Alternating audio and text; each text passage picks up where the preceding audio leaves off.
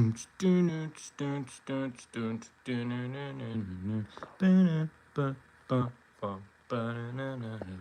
baby, baby.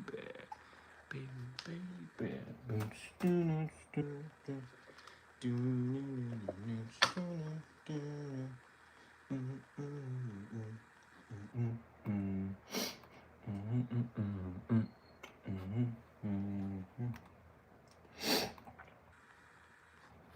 All right, let's pull up the stream on my computer.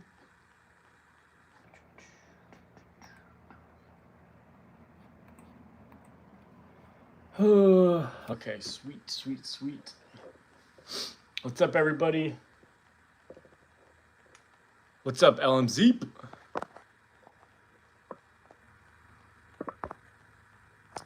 How's it going?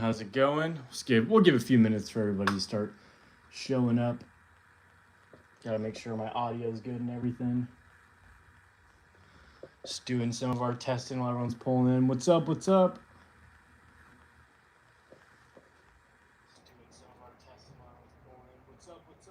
All right, that sounds good. Ooh, how's everyone's weeks going? I'm excited for Friday. It's really nice. New video coming up tomorrow. We'll have a new video going out. Always gotta love it. Whoops. I get my laptop plugged in.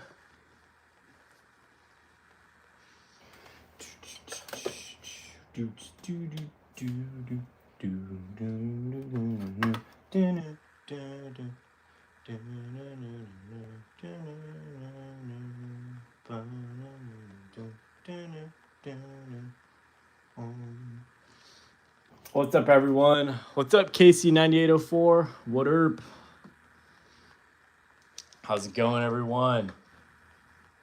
We've got some pretty fun stuff we're working on today. We'll give it a few more minutes. You know, people are still coming in. People are getting off work. But our big guy we're gonna be fixing is this Flying Yankee right here. I don't know if we can technically call it the Flying Yankee. I don't know if what American Flyer. Their version is just, I guess, the Burlington Zephyr. This right here is some pre-war American Flyer, so that'd be nice to get into. If y'all are tuning in for the first time, thanks for showing up to our lives. We go live every Friday. We go live at 7 p.m. Pacific Standard Time.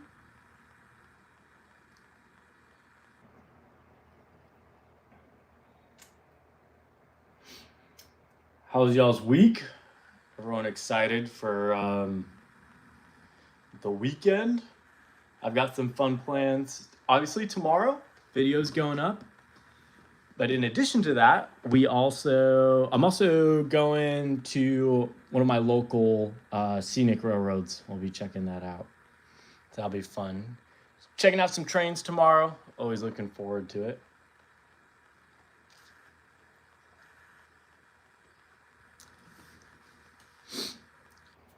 Sweet. Heck yeah. All right, well, I guess we'll just start getting into it. I'm just going to make sure one more time that my audio is good. Yeah, it sounds fine. Killer. Yeah, so we're going to be starting on this Flying Yankee. You'll notice it says $300. Fear not. I did not pay $300 for this, and quite frankly, I would never pay $300 for this. But it was from an estate sale. This is what I like to call the estate sale leftovers, stuff that they priced too ridiculous, and realizing they needed to vacate the premise, they kind of just give away. So I got this guy for, maybe $30 or $40. And this comes with all of the cars as well. But you'll notice that this is obviously just a shell. There is no motor for this guy. Luckily, right here, we have the motor. And it's, taking a peek at the drivetrain and everything, you'll notice there's really not a lot of cracking. It looks pretty solid, all things considered. Yeah, like this axles bent, like maybe just a little bit, but it's really not that bad. And this definitely will run. The only downside, I will say, is we've got some loosey-goosey wires.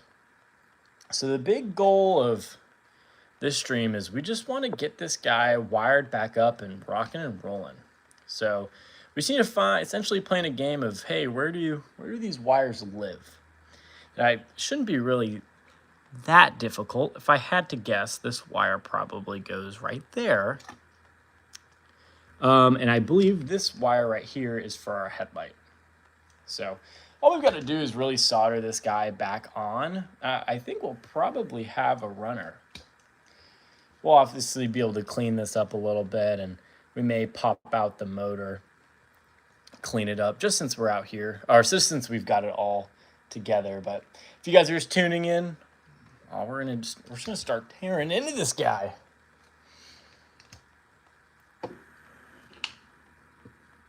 You can see, however, it is really dirty. Yeah, Casey, I agree. They were pretty overshadowed, and I also am pretty fond of their S-Gauge stuff. Some of the first ever videos that I put on this channel were S-Gauge adjacent. So I personally have, that soft spot for them as well. And the club that I'm a part of, we own an S-Gauge, or like one of our members owns like a pretty nice mobile S-Gauge layout, and usually like twice a year we'll set it up and run some S-Gauge stuff, which is always great. I'm gonna go grab some Q-tips and hydrogen peroxide. And we're gonna knock off a little bit of this dirt.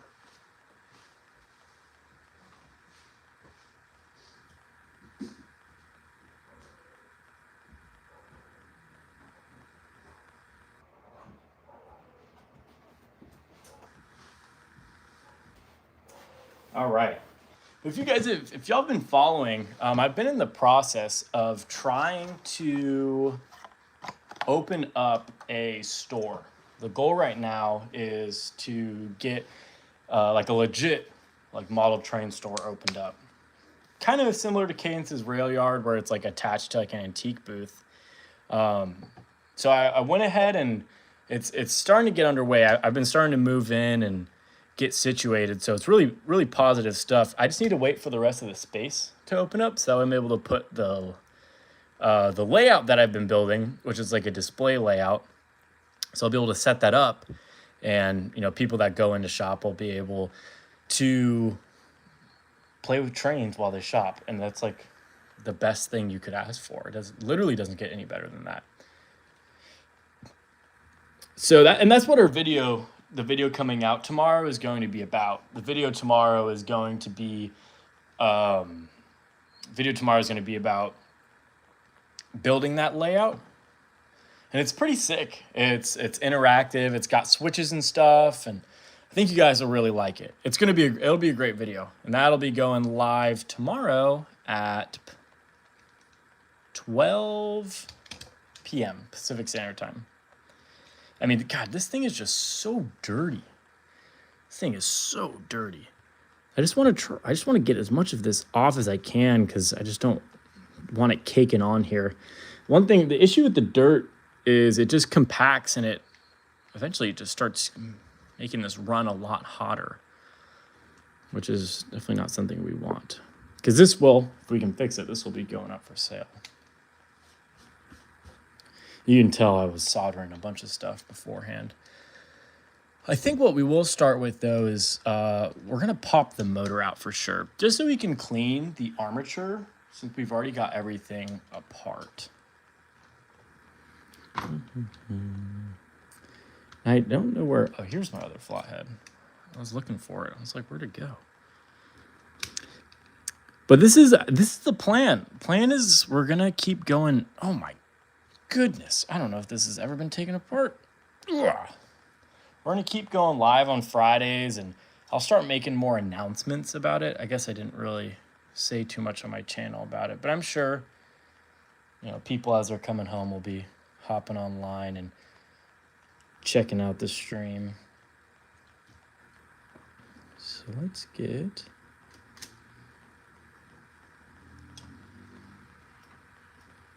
these guys off.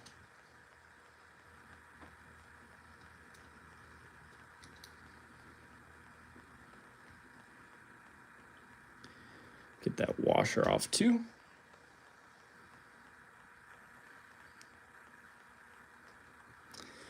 And we just get, this is our last one right here. Oh my goodness. All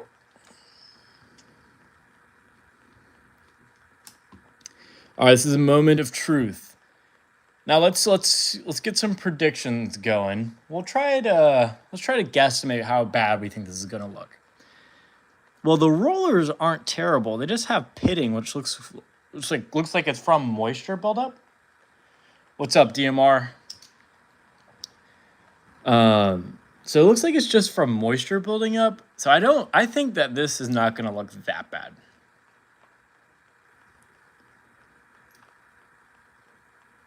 Okay, honestly, not terrible. We did have, oh, this is just part of the brush assembly. Okay, sweet. I believe we're missing one more brush should have fallen out. We have these guys. Interesting. Well, let's take a peek right here. I mean, it's obviously pretty dirty. What's up, Trey?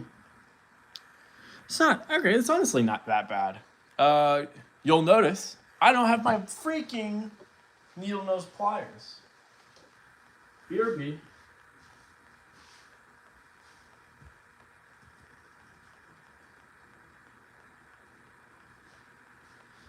All right, they're in my bathroom. Yeah, I had to use these pliers earlier this week. I was picking up a collection. Oh, hey, happy birthday to your brother Hayden. Happy birthday, Hayden. 16, that's pretty sweet. Sweet 16, I get it.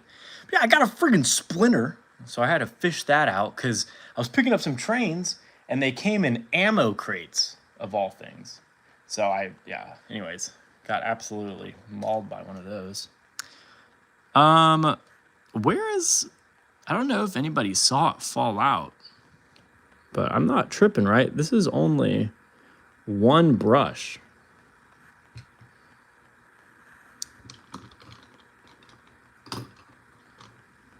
Did another one fall out? Because as far as I'm concerned, I only see one. Did it fall on the ground? No. Yeah, there's some cool stuff from that for sure. But he's getting a 95 Chevy K1500 and a World War II German MG replica airsoft. That's pretty sweet. K1500, those are all-wheel drive. Those are pretty nice. Well, shoot, man, we're like a few seconds in and we already got a hurdle. That's no problem. We can probably steal. We've got brushes in all sorts of places, so I bet you. Let's steal a brush. Oh, man. Yeah, of course. Well, this was our poor steam engine that, we couldn't quite get to fix because the whole frame is rotting off, unfortunately. One of the brushes behind the loco. No, I see the spring. I see the two pieces that support the brush. And this right here it's actually a piece of wire because I was soldering some lights in and this just from stripping the lights. But it's no problem because let's see if these brushes from this engine may fit. And after all, this is literally just for parts. Let's see if I can just get that guy out. Oh, he's a big fan? Heck yeah. That's awesome. Yeah, it was just that wire, unfortunately. Well, we'll take this off. Yeah, I know, right? A DMR, it's like there's like a little parts goblin that just, swear to God, it just eats everything. But I mean, I like live in a sea of trains, so we'll be able to get parts off something to make this work. That's for sure.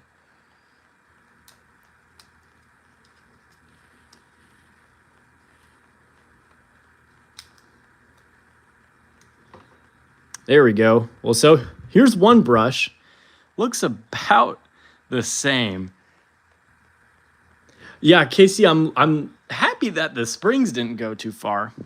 If I do remember though, the other spring on this was in better shape. So let me grab this spring. Yeah, see, this spring right here looks a lot, or not, excuse me. This brush right here looks a lot better. So we're gonna use this one. And they look roughly the same. Oh no. The American Flyer one is most definitely thinner. So we'll not be able to use that. Okay, we'll set these here for now. Let's give her the old shakedown. Maybe fell inside. Oh, ho, ho, ho. Look at that. Bam. It just fell inside. Okay, we're back on track. We are back on track. Well, let's go ahead.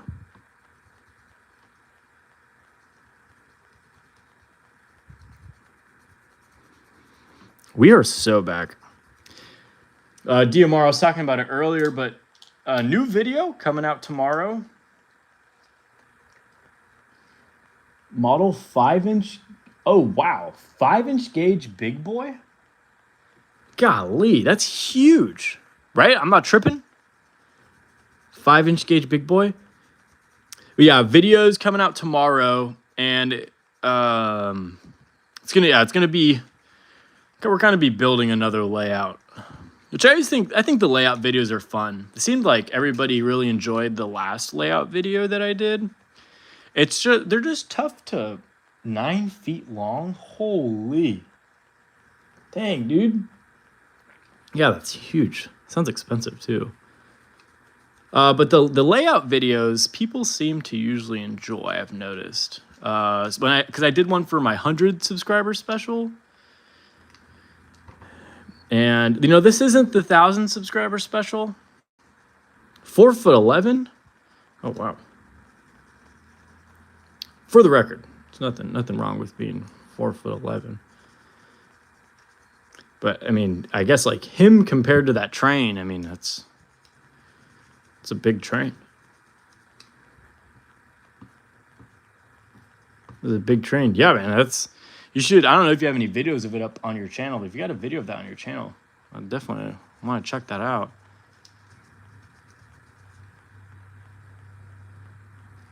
I think it's because people can always go back to them, get tips and advice. Yeah, and that's the tough part that I've been dealing with when editing this is, it's like I want to be able to make content that people who maybe aren't necessarily like really involved in the train world can still enjoy.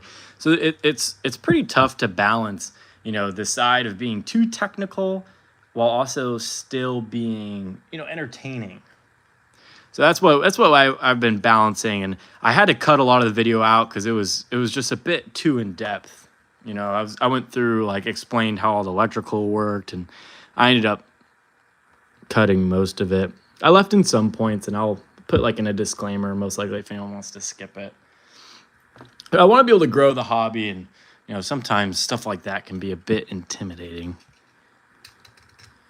That's why we've got these live streams. I feel like a lot of people enjoy live streams. It's much more informal, and we can just hang out, chill out, relax, and fix some nice trains. So this armature is looking a lot better. It's worn somewhat unevenly. It's a little hard to tell, but it's kind of glimmering more in some spots and others. It is slightly grooved, but it's not that bad. We'll definitely still be able to use this. I'm not really too concerned.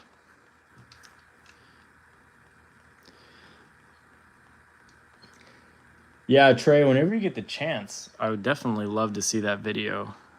So whenever you get it posted, just comment once you finally get around to it, and I'll totally check it out.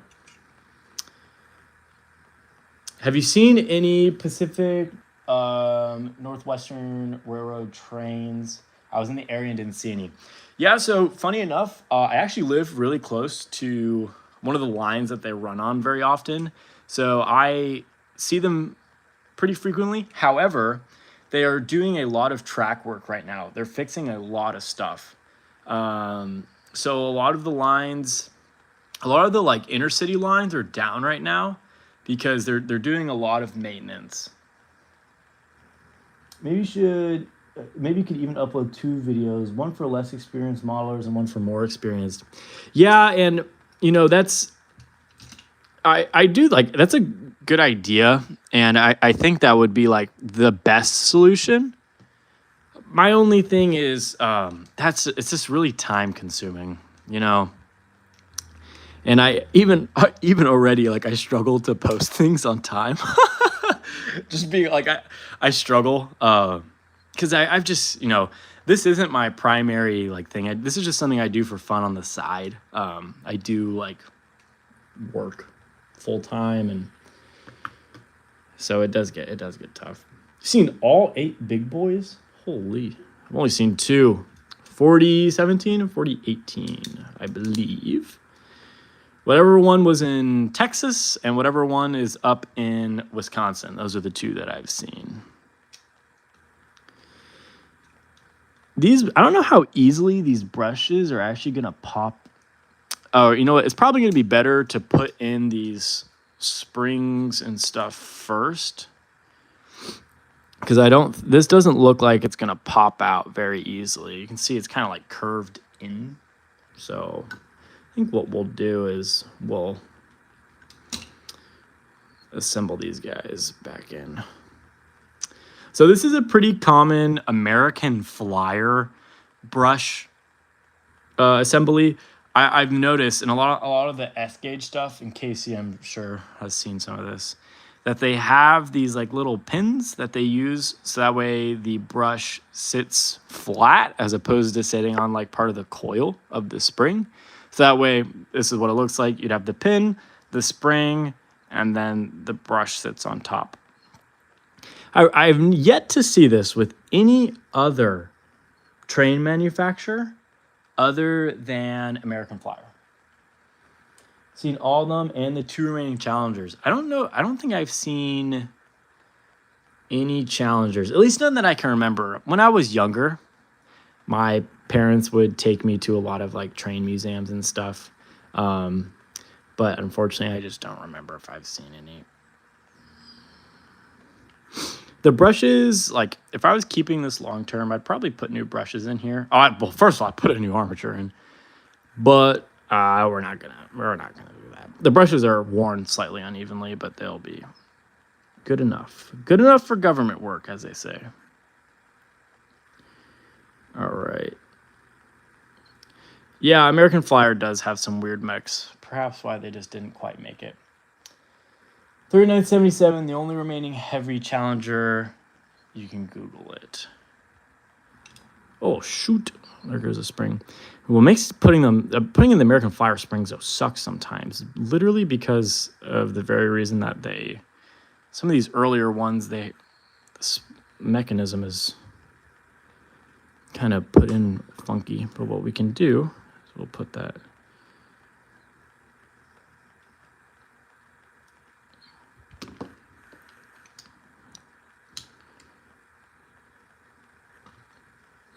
I think we can. You have 4 American Flyer pre-war. Yeah, American Flyer pre-war is pretty sick. A little biased because I've come across so much of it, but I do think it is pretty cool. All right. We just got to shift it over just a little bit. It's pretty tough to see. You guys aren't going to be able to see it, but yeah, it gets pretty difficult to get some of these in. Yeah, AC pre-war is very collectible, especially the O-gauge stuff. Ooh. Now, oh my goodness. All right. So I am curious, guys. If I made a G gauge video, would y'all watch it? Oh, dang it. One of the things popped out.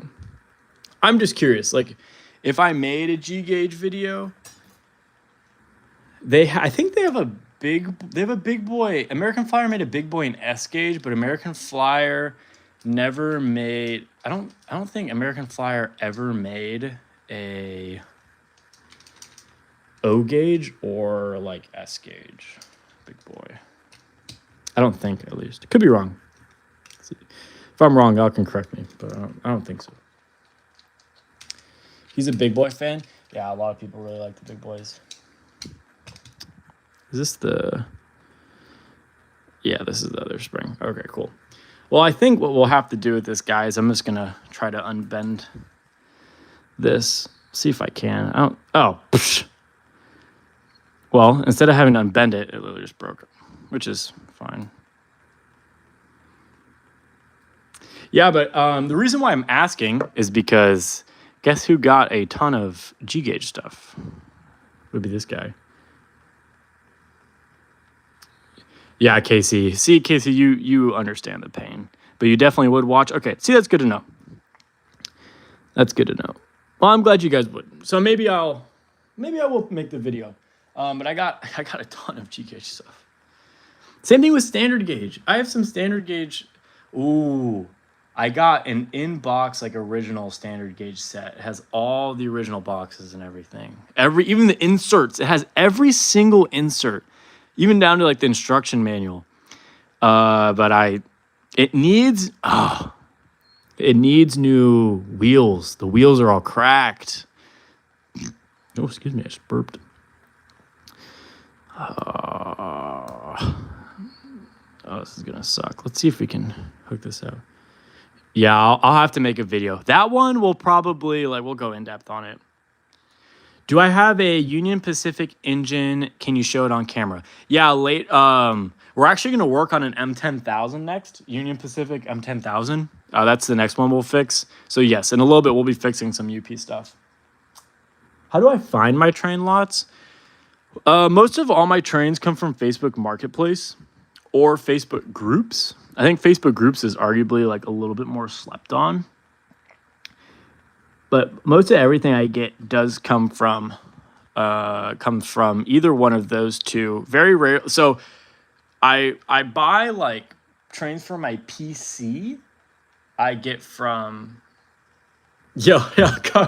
Carl, you get it, bro. It even has the inserts. It's insane. It has a box top. It has the original artwork on it too. It's really cool. But most of my trains, unless it's for my PC, like I get my PC stuff from from eBay, but most everything else just comes from Facebook, which is just become like such a staple of this channel. Can you buy a Bachmann BR Class 060 diesel shunter 08? I may have one. I don't know if it's made by Bachmann, but I may have one. We'll have to see. I'm not a big, unless it's Bachmann G gauge or Williams O gauge. I'm not a big HO guy. Now, unfortunately, I do own a lot of HO. I've bought out a lot of people's HO stuff. Dang, dude, this wire won't. I just need to pen this wire in a little bit more. We're really close to getting one of these through. What do you want to sell? Currently, I sell just about anything. You guys are always able to go check out my eBay. It's like linked to my about on my channel. My main thing I want to be doing is more like 99-cent. There we go. There's one of them. Doing a lot of like 99-cent auctions. I'll start auctions at 99 cents and let people bid it to, let you guys determine the price. So I definitely want to be doing a lot of those. But yeah, my eBay, it's in my about. Currently, I have some standard gauge that's up there right now. That's on a 99-cent auction. And then I have a Bluetooth Harry Potter set that I just put up. I've got a lot more to list. The only difficulty right now is I'm trying to save product for when I'm opening up my train store. So I can't list too much stuff. We finally got these brushes popped out. That took so long. Oh my goodness. Or not the brushes, excuse me. We got the wires that hold the brushes. Tons of trainage. Yes, exactly. Literally any and all types of trains. Any and all types of trains. Can you give him some advice for his layout? Sure, Trey. What kind of layout does he have? How's the train store plan going? Yeah, so I'm still waiting for so I'm next in line because it's in an antique booth, and I'm next in line. So the next open spot I'm getting. In the meantime, though, I moved into one of their cabinets. So I do have some trains for sale at my like physical location, but it's just pretty small right now. It's just a booth. It's like 6 feet long, maybe a foot and a half deep. A loop with a giant shunting yard and other yards. Is it O or HO? Yeah, DMAR. As of today, I finished my operating layout and got that decorated.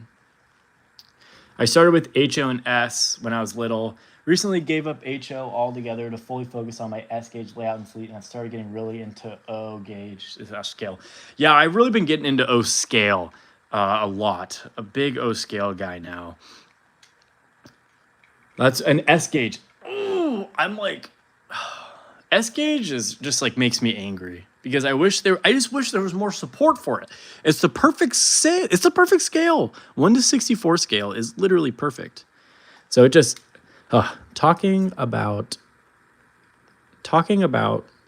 S gauge stuff just really grinds my gears because it's like what could have been. What could have been. Trey, O gauge. I mean, I don't really like. I think adding it, like, to me, I think accessories are one of the funner parts of modeling. And I think like accessories were like a big thing I focused on when I was building my most recent layout. So adding fun accessories that like anybody can enjoy and play with, I think is a really cool thing.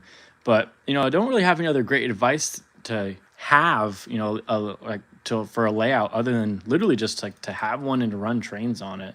That's really it. It's all about making your layout your own. O and double O. Double O stuff is cool. If he can get his hands on some Lionel double O, that stuff's pretty rare. Yeah, KC, I also got very sad when Lionel dropped.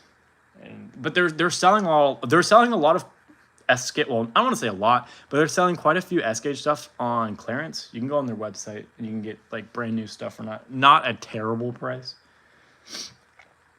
S scale is great too because Hot Wheel cars are perfect scale. True. Yeah, I'm telling you guys, 1 to 64 scale is the perfect scale. It's just factual. If you disagree with me, literally argue with the wall.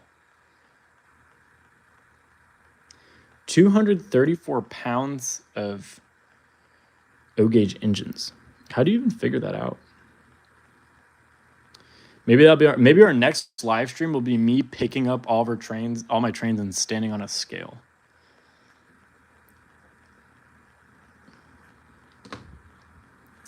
All right. We have both the assemblies back in. You can see we've got our springs, the brush like retainer, and the brush in. He weighed them. Oh, okay. I was just thinking, I was like, golly, I wonder, I was trying to think of the logistics of that.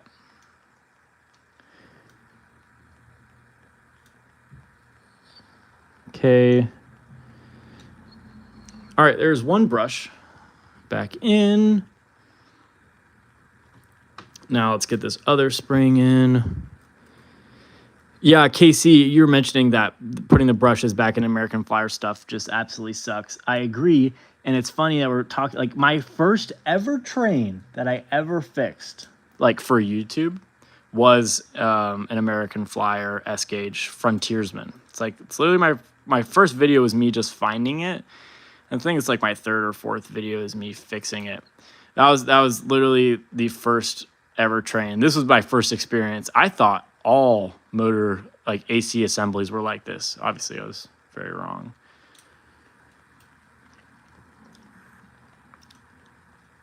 Yeah, it's not a very fun time, DMR. He plays trombone in marching band. Heck yeah. I feel like a lot of people that like trains are also kind of like affiliated with band. I'm not sure if you... Do you guys know what DCI is? Are you guys familiar with what DCI is? Anybody in the chat?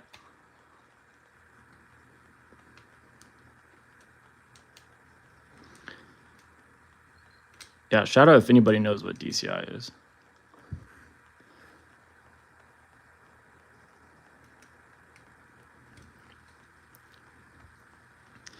Nice. One person. User 66. Anyone else?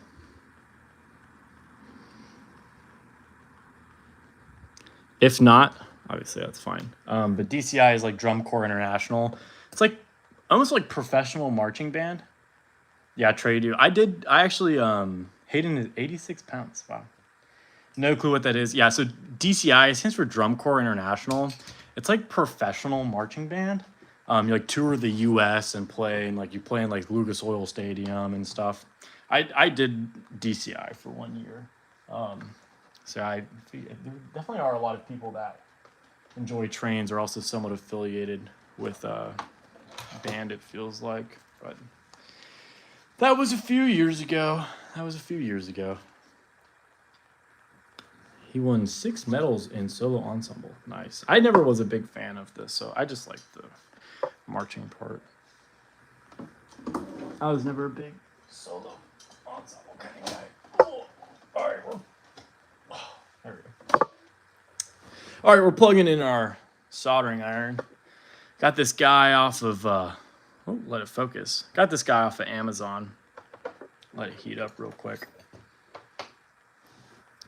We've got to... Plays euphonium. Nice. All right, we've got to get this guy soldered back onto here. Normally what I like to do with these is I will, like what I'll try to do is I'll drill these out typically. Do I know what that is? Yes, Trey, dude. Any soldering tips? Bro, like honestly, like I also suck at soldering. Like so it's hit or miss. I would just make sure to have a ton of flux ready, because flux is basically the glue for solder. And euphonium is a brass instrument, if that's what you're asking, Trey. Yeah, I just like soldering, bro. Like I also suck. What helps me with so like soldering onto these connections is what I'll do is I'll take a very fine drill and I'll actually drill a hole and I'll just like curl this in and then I'll just solder the top. But this piece, unfortunately, I don't want to drill into it because I don't want to actually drill into the E unit. So what we're going to try to do is we're going to try to just stick it on top right here. But I will say I am going to cut, I think, part of this wire because you'll notice it doesn't look it's pretty dirty. I don't want a terrible connection. So see if we can find some fresher wire underneath. And this looks like maybe 16 gauge. So we'll give that a shot. See if we can just get some fresher wire. Okay, it's definitely not 16 gauge. Normally, I would not advise, I would just like replace this wire, but I don't feel like doing that. So we're just gonna try to make it work. There we go. Yeah, see, that's a lot fresher metal.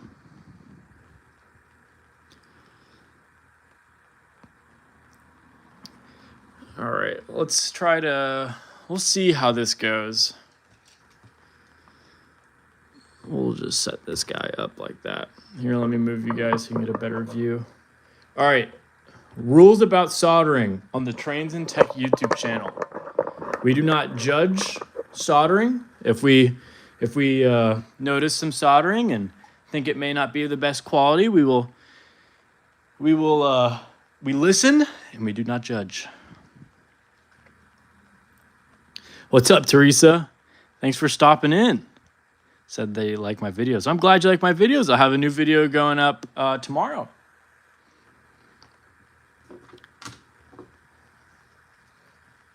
Yeah, new video will be out tomorrow. Let's move some of these tools out of the way.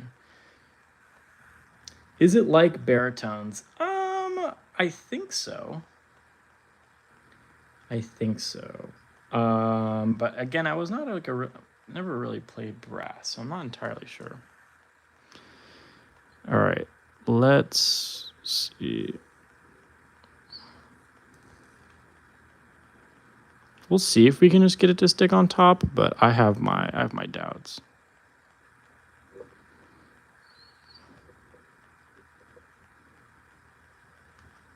About how well this will actually mate.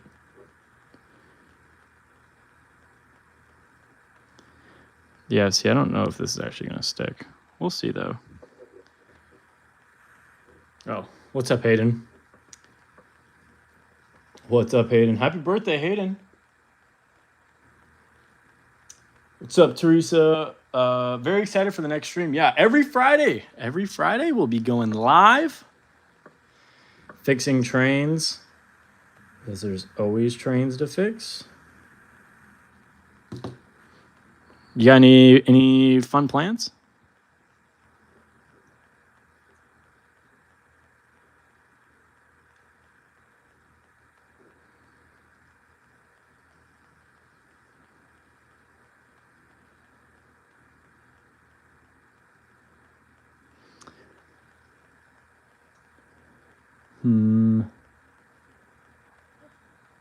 This may not. I may have to make this hotter.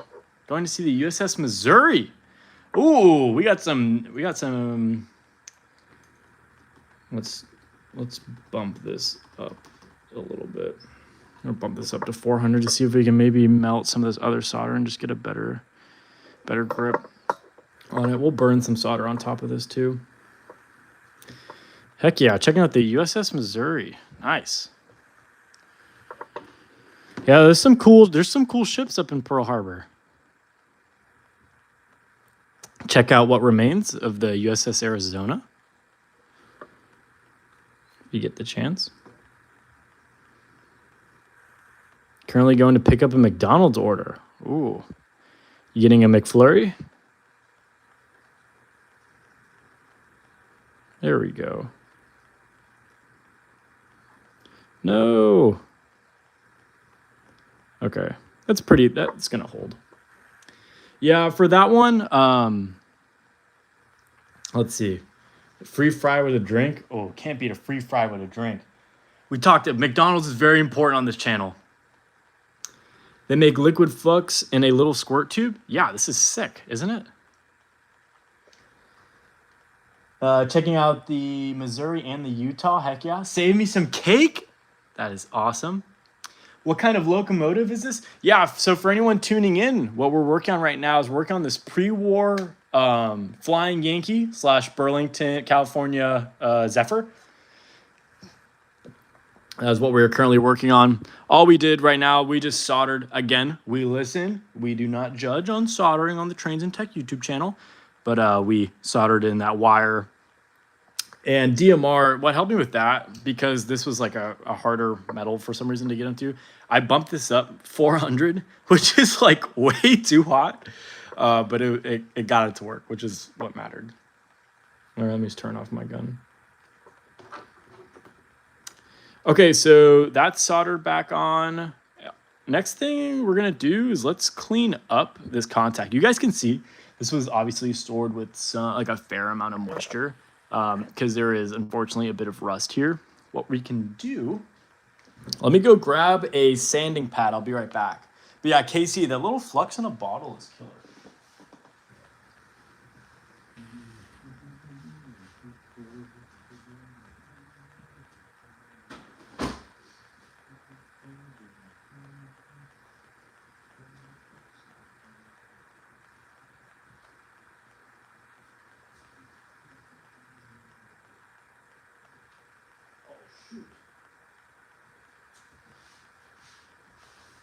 Uh-oh, Skedios. I don't know where I put my sanding pad. Huge flanges on this one.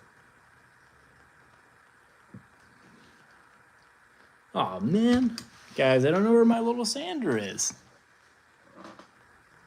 so I can clean up this wheel.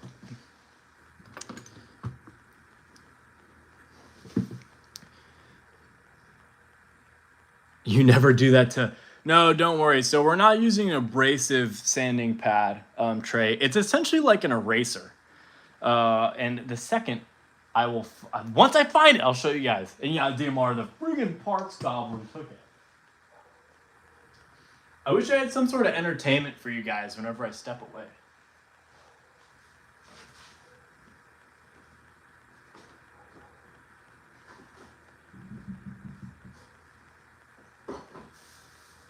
Oh, found it. Hey, found it. We're rocking and rolling. We found it. We found it. Bam! I've always used the wax / paste style flux. It's a messy nightmare. I'm gonna be copping some of that liquid stuff. 110% recommend the liquid stuff, Casey. Just set a model train in front of the camera. Yeah, pretty much. Teresa, going to Walmart. Drive safe. So this is basically an eraser. It isn't an eraser, but it essentially like operates like one. And you'll notice, like, we'll just take this for a second and look at how shiny that is. Hayden, what do you think? Still against it? I'm just going to read your guys' chats while I'm cleaning this up. Oh, sorry. Oh, I think, no, Trey, I was talking to Teresa. But yes, Hayden, I got you now that you're back. Honestly, didn't even know there's liquid flux. Yeah, liquid flux is clutch.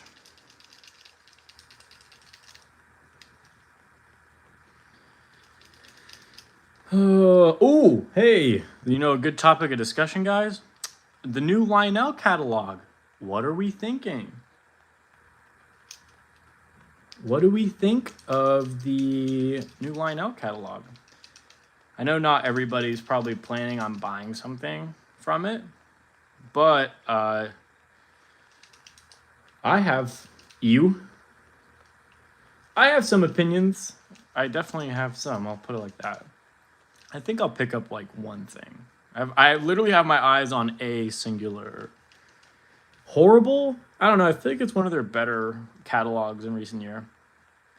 Teresa's going to buy an ice cream sandwich. I assume that's from Walmart. I did not see any ice cream sandwiches in the catalog. Jacob, mid? Yeah, I think it's mid at the very least. Overpriced and disappointing. So, here's an opinion. I think all of the big boys, like the Christmas big boy, all of the a lot of the content creators are doing like their own big boys. I'm not a big fan. I'm just gonna be honest. Like RBP, for example, he's doing an RBP big boy, and it's, you know, I obviously like RBP. I think he has very entertaining content, and he's like one of the most followed O-Gauge, like strictly O-Gauge YouTubers. But I just think it's a bit much, and they're like, you take it in offense. Okay, Hayden. Like there's Jack Daniels big boy. There's like Denver big boy. There's so many. They're kind of just a money grab. Yeah, because they're all so expensive. And it's crazy how all of the schemes... Yeah, and that's the part. It's like, it doesn't matter how much I sit here and like poop on it. Because at the end of the day, like Lionel gets the last laugh. Because they all sell. They're going to sell. The orders fill. If the orders weren't filling, then they wouldn't... YouTubers wouldn't be posting them. Like it wouldn't matter. But they all fill. People are buying this stuff. And I can't get behind it. If we ever do, all right, mark my words. Anybody who's watching, write it down. Hold me to it. If I get big enough that people are like wanting to do custom runs, if we're ever doing a custom run, brother, we're gonna do like a caboose or a box car, bro. I'm not gonna do a custom run that's thousands of dollars and the people that support me can't even enjoy, bro. I'm never gonna do something like that.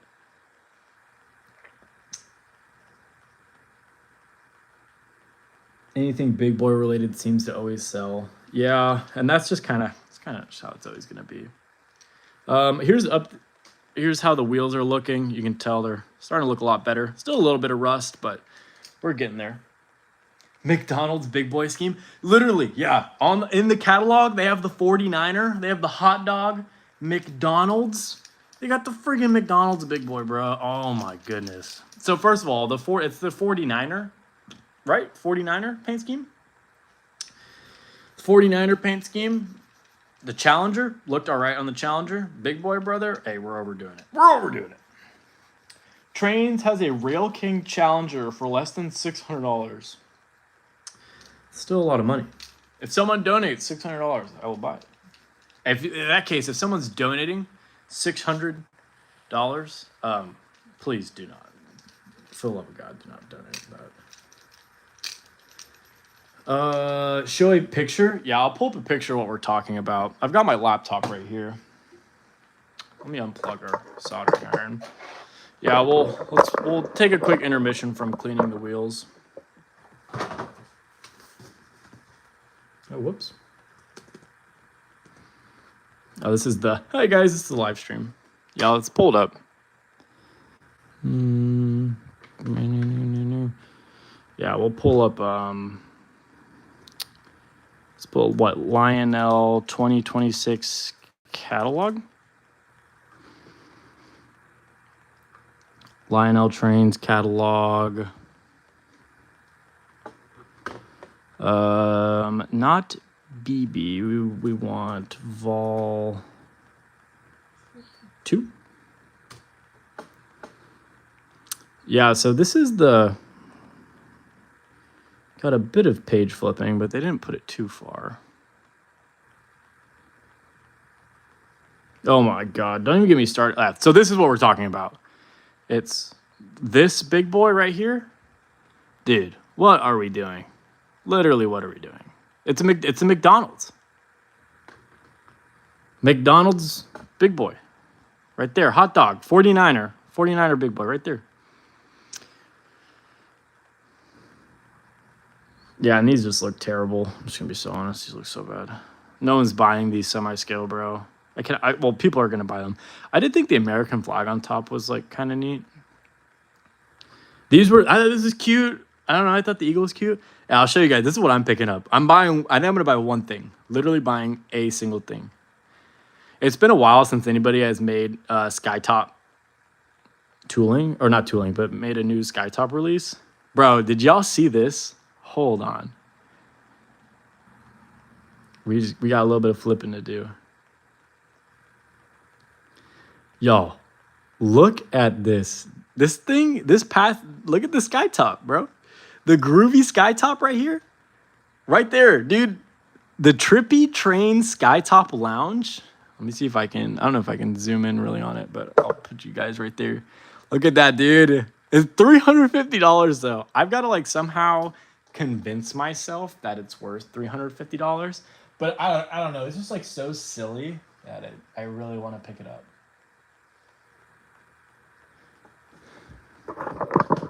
All right.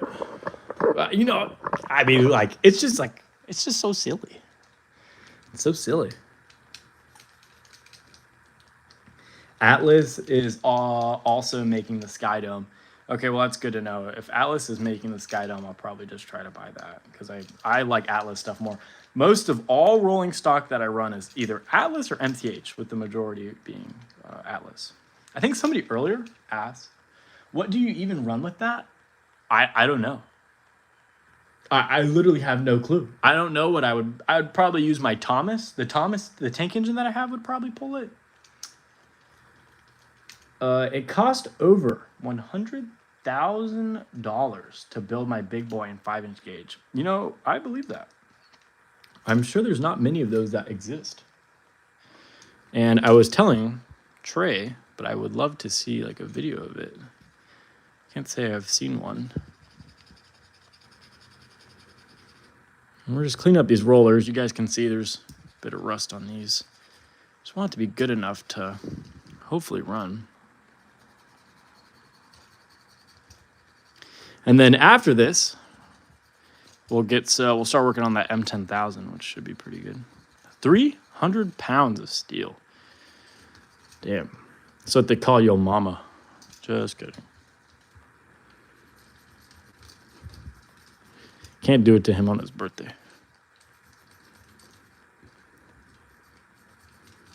Hey, yo.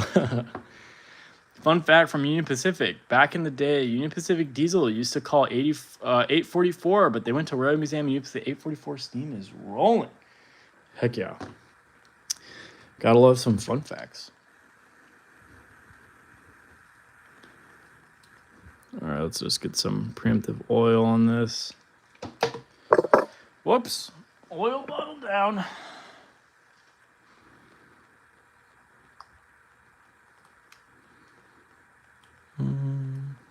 I'm going to cry.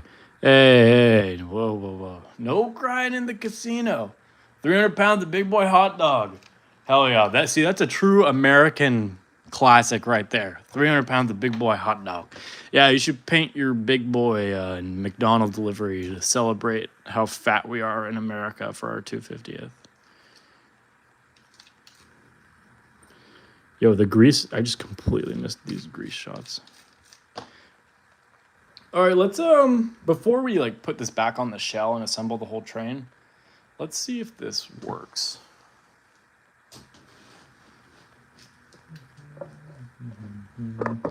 All right, moving you guys over to the layout. Oh, you guys may notice we have a new addition to the layout. Right there is the MTH Template Tradition Union Station. I got this as part of a collection recently.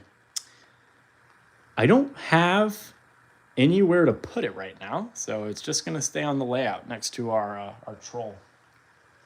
Speaking of which, I gotta put this bridge back here. Or not the tunnel. Yes, we need more hot dog. If I get one, I'll hold on to it just for funsies.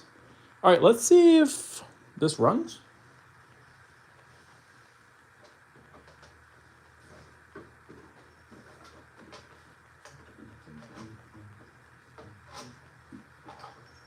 Oh, where's the cord?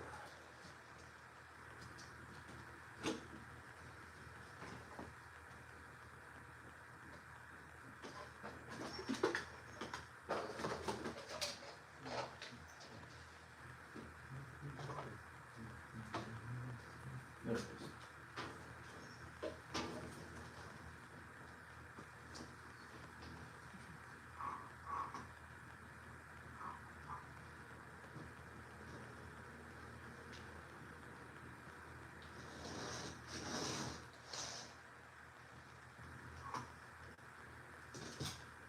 I wonder if our E-unit's stuck at all. Let's see.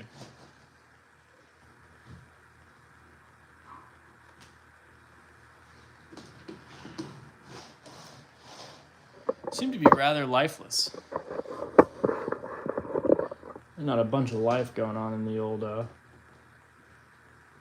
doesn't really seem to be fixing anything.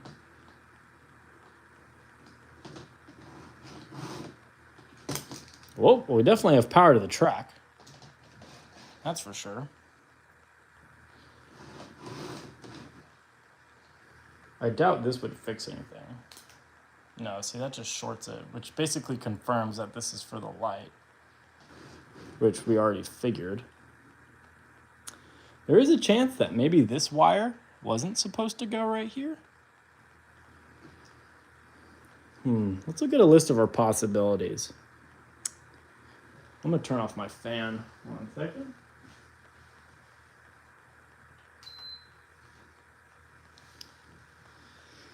Well, I have a feeling that this wire is supposed to be there, this wire is supposed to be there, and this wire is supposed to be there. It only leaves this one that we put in there. Potentially, this isn't supposed to go here. If that's the case, we could start touching it to other things to see what happens. But just looking, this wire was obviously replaced at some point, but it's still like connected, if that makes sense. And these wires just obviously come from the brush plate, so not really, no concern about that. Actually, you know what I'm thinking? I think that the light would actually clip right here, and that maybe this is actually supposed to go somewhere else. I'm starting to wonder.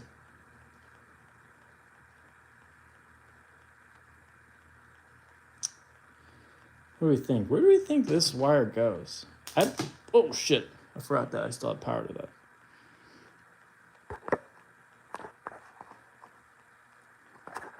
If Union Pacific 3985 was rolling, I'm going to be 6 years old screaming. I know, right? That'd be pretty sweet. Well, obviously, this doesn't connect.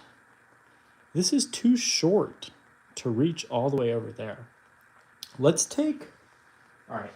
Whenever I can't figure out how something is wired, what I like to do is take apart another locomotive and compare them.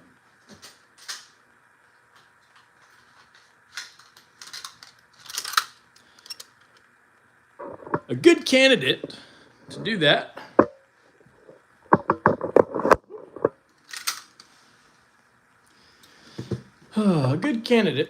is our trusty dusty 242 right here. Should have fairly similar wiring. So let me see if we can just really quickly pop this shell off and just take a little ganderino at how the wiring is.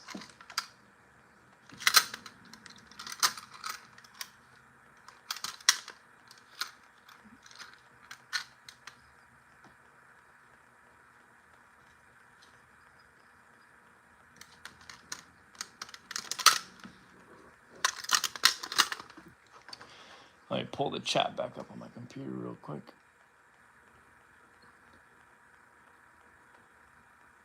All right. Yeah, we'll try to compare the wiring to this. I think that'll probably be our best bet. Just trying to think.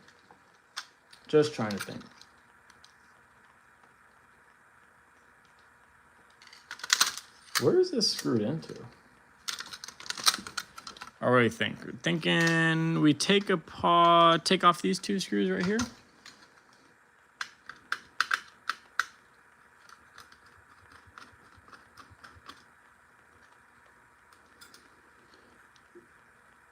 What's up, left-handed?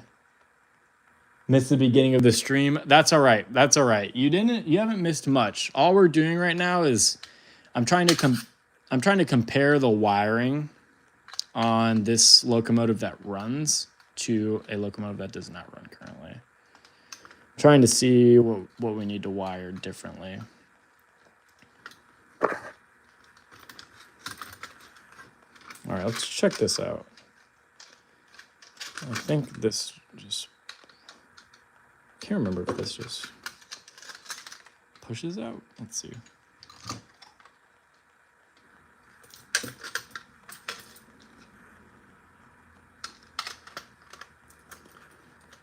Well, it'd be nice if this can just pop out. For 398 pounds with the tender. It's pretty heavy.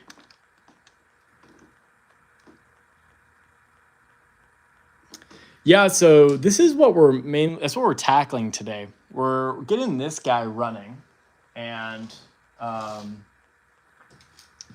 here's the motor. We took it apart and we just finished cleaning it, and we soldered in that wire back. But what we're trying to figure out right now is where this wire goes, because this wire needs a home, but this wire, he is too short. He does not quite reach our E-unit plate, and I don't know where he's supposed to go. It's not supposed just to go to the frame, I don't think, because whenever I try to put it to the frame, it shorted out. So the goal right now is to find the home of that wire. To do that, what I'm doing right now is I'm taking apart a locomotive that does work just to kind of cross compare it to.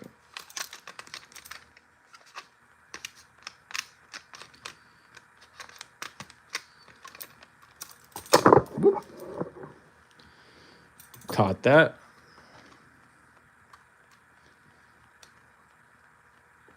So I was thinking the same thing, that this would be for the headlight. The only thing is, it actually has a clip right here for a wire. Let me move it a little bit closer. It has a clip for the wire to clip in right here and then go to the headlight. So I thought it was the same thing. I also thought it was for the headlight, but I don't think it is. I don't think it is. I could be wrong, but I don't think it's for the headlight. Oh, I dropped another. You see what I'm saying?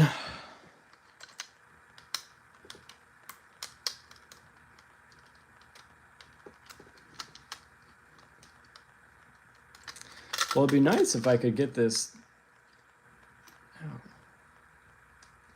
Oh, I tested and it just keeps grounding itself. Yeah, it just kept shocking. Nothing of like importance was happening. It just kept just zapping.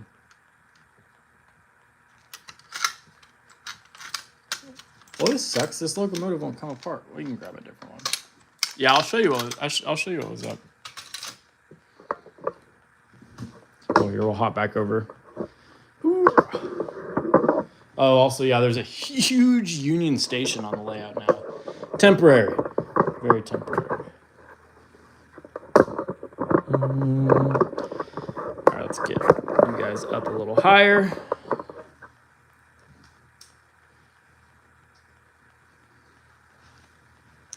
Yeah, so this is the current problem. Oh, here, I'll only turn up the voltage a little bit so I only get shocked a tiny bit. See, like.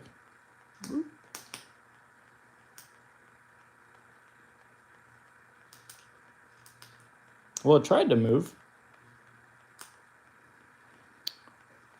I was setting up my track. I had a big box of used track that I set it up with, and one of the insulators was awful a little bit, so it kept shorting, but it's fixed. Well, hold on. When we were holding it here. Oh, okay, no, definitely not that. Nope, not there. Let's flip it around. Oh, please don't shock me.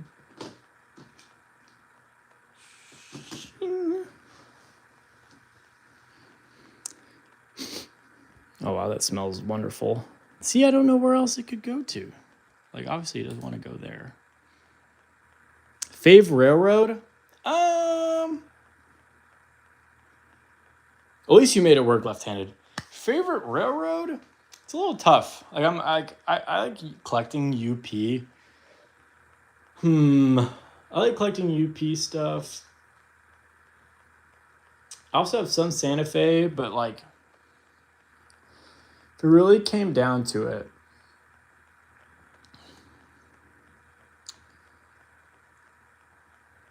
probably Bikini Bottom Express.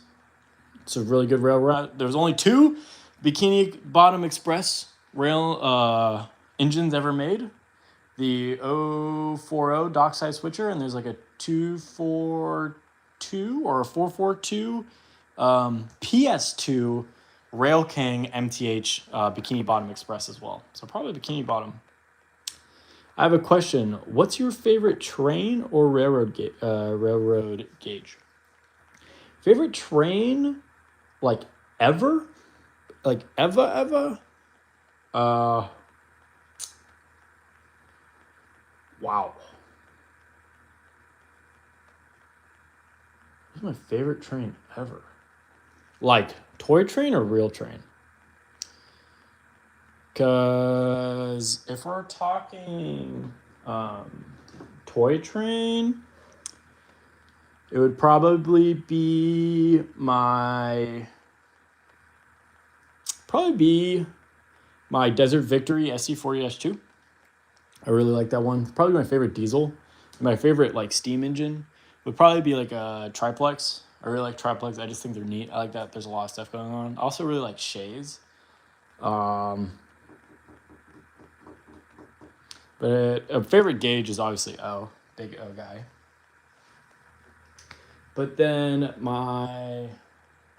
we're talking like a real life train though, I'm a big sucker for F40s.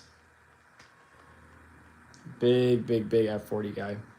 Oh, hey, we have a guest making an appearance. Why, hello. Say hello to all the viewers, everyone tuning in. Mwah. Oh, it's my kitty cat. Everyone say hey to the kitty cat.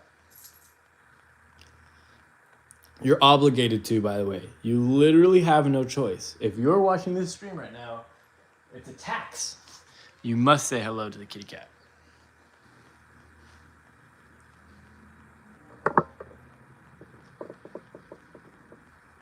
All right. Did you know MTH made a Rail King version of the triplex? It's semi-scale, but it still looks really good. Also, MTH stands for Mike's Train House. That's good. Thank you, Jacob, for paying your respects to the cat.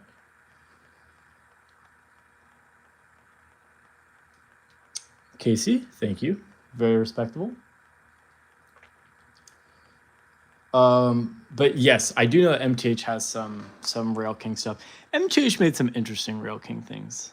Just about, they made like, seems like just about everything in Rail King.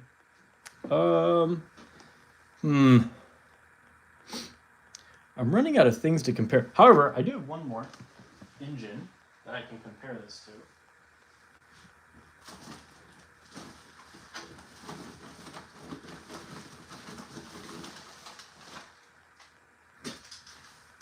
All right, guys. What better way to figure out how to fix one broken American Flyer than to use another broken American Flyer to fix it? So here is the American Flyer version of the M10000. Oh my goodness, that thing is so heavy. What we're gonna do, yeah, these are both American Flyer. What we're gonna do is we're gonna pop the motor off this, so that way we can see what this motor looks like that also has disconnected wires. And we're gonna compare it to our other motor that has disconnected wires. And we're gonna figure this out. I'm determined. Jacob, I have always wanted that. It's pretty fucking sweet. It's even got like a mustache. Oh, I'm a big M10000 enthusiast. I don't know if Carl is still on the stream. Carl has one of the original Lionel pre-war M10000s. Yeah, this guy's in really good shape though. Usually they're a lot more torn up than this. But this guy is holding out pretty strong. Okay, let's pop this shell off and check it out. Luckily, there's just 2 screws. By the way, I got a Canadian Pacific GP1 and Union Pacific, but the Union Pacific got a little damage. Oh no, Teresa, what happened to it?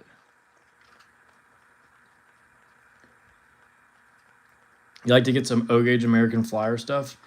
At my train store, which it's in Corvallis, Oregon. I'm not sure how close you are to that.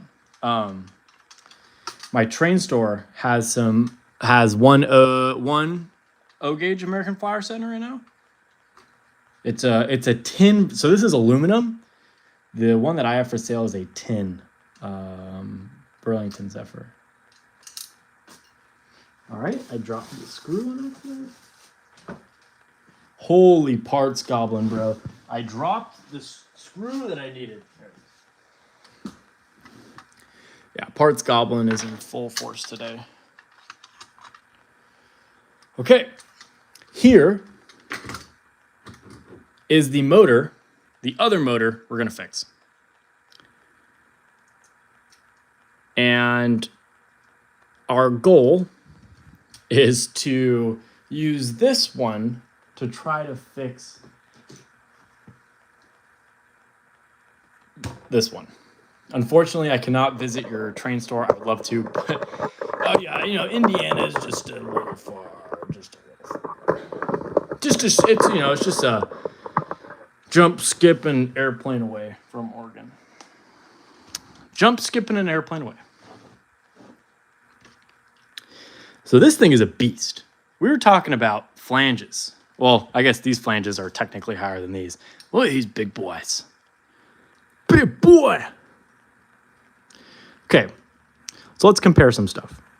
We have 2 wires going to our brushes, which is similar to this. This one has 2 wires going to the brushes.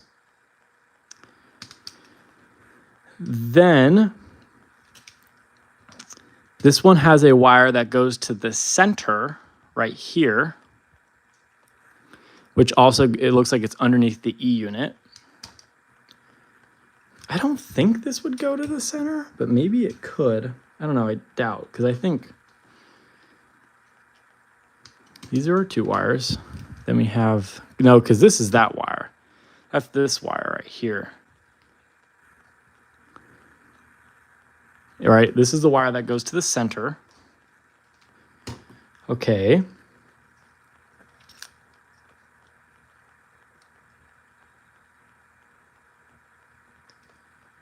Well, and the only other thing,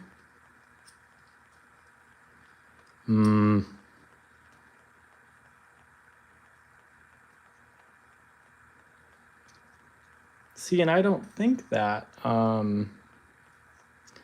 I personally don't think that this wire right here should go in the middle right here, because this wire is responsible to connecting to this middle terminal. These are our 2 brush wires. And then this. Have you seen a new Lionel catalog? Yeah, we were talking about it earlier.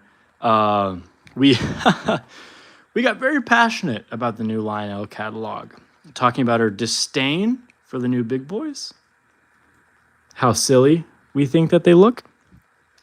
I'm gonna try to see where I can find where this wire is going to. Is it going underneath the...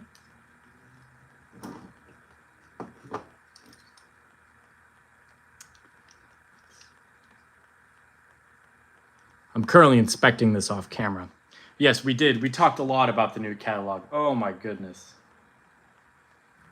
A lot of choice opinions over here, that's for sure. A lot of choice opinions. But I think I thought it was nice. There's some stuff that hasn't been seen for a while. I think there's a lot of S3-age and a lot of sky-top passenger cars. A bit too much. Yeah, left-handed, you'll have to tune into the earlier part. But, I mean, we'll talk about some of it again. I don't mind talking about it. Talk about all the big boys. How it seems like everyone and their mom is either making a big boy or is trying or buying a big boy. It's like we just think it's crazy how there's all these big boys that are for sale, and that there's all these people buying the said big boys. It's fucking insane. Or it's insane. I don't know if I'm allowed to swear, but it's insane. All right, let's... Oh, wrong way. Let's get these screws off. I'm trying to see where this wire goes to. See if that maybe this will help us better identify where this is going to go. So it looks like it's because it just went on tour. What I'm just confused why there's a Polar Express. Yo, anybody who's watched my channel knows how much I hate putting Polar Express on everything. The Polar Express Buds, the Polar Express Vision Line GG1, Polar Express Vision Line Big Boy, Polar Express Acela set, Polar Express, literally anything. Like, it's so unfreaking necessary.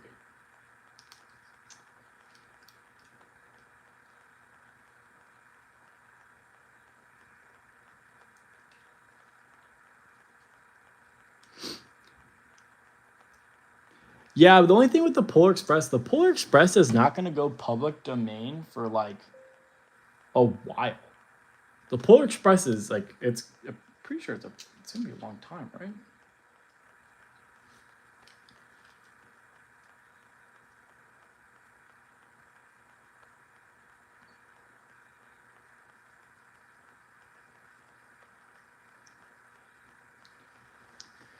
Also, in case you guys are curious what we're doing right now, I'm just trying to figure out where this, I'm literally just trying to figure out where this wire goes. I think it's a pickup down here. Have you watched it when you were a little kid? Yeah, I watched the Polar Express a lot when I was little. Definitely a very special place in my heart. I have no clue it was even going to be public domain, but once that happens, Lionel is screwed. Yeah, the day that Polar Express becomes public domain, Lionel will literally cease to exist.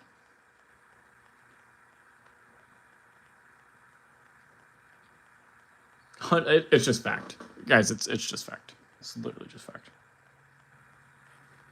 The day that Lionel goes public domain, it's over.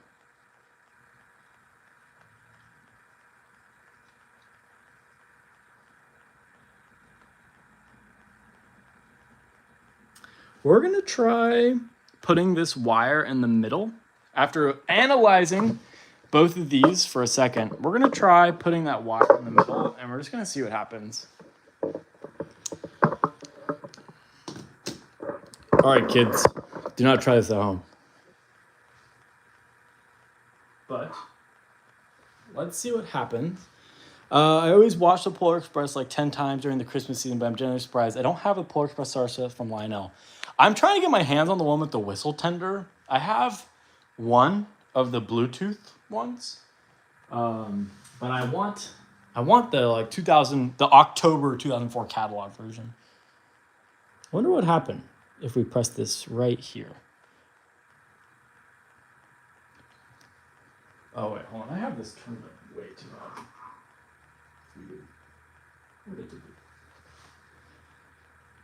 What's up with the troll on the layout? Oh, I thought the troll would just be cute because it's like a little tunnel. I found the troll for $2. It was a good find for $2. Will anything even happen? Literally nothing's happening.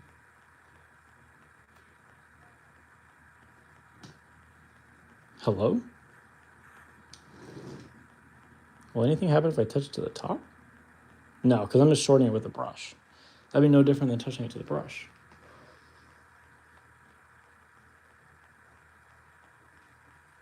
Yeah, see, nothing's happening. This thing sucks. Hold on, let's make sure that this didn't come unwired. Does it still zap? Let's see. Oh, shit. Okay, it still does.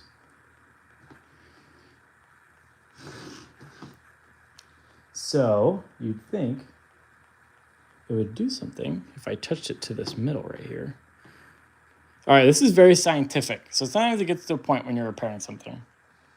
Quote unquote repairing something. See? Nothing's happening. I think we may have an issue with this wire right here. I don't know if this wire is doing anything. Let's check. Is this wire even putting... Wait, what if we do this?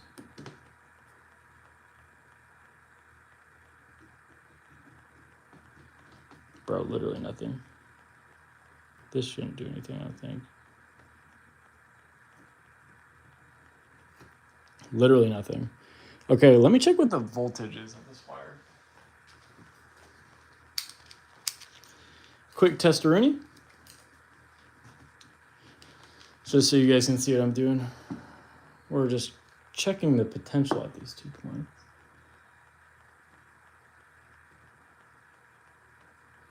So these are essentially the same. What on earth? So if this wire is going from the pickup. So this should be. This is the common. Okay, so this is the wire that is riding on the common. So this should be 0 volts. Because essentially what I'm doing right now is this has the same electric potential. It's literally riding the middle rail. So does this have the same potential? This has 0 volts. This has 0 volts. That's a different one. That's the tin one that I have for sale at my store right now. Interesting. All these have the exact same electric potential right now.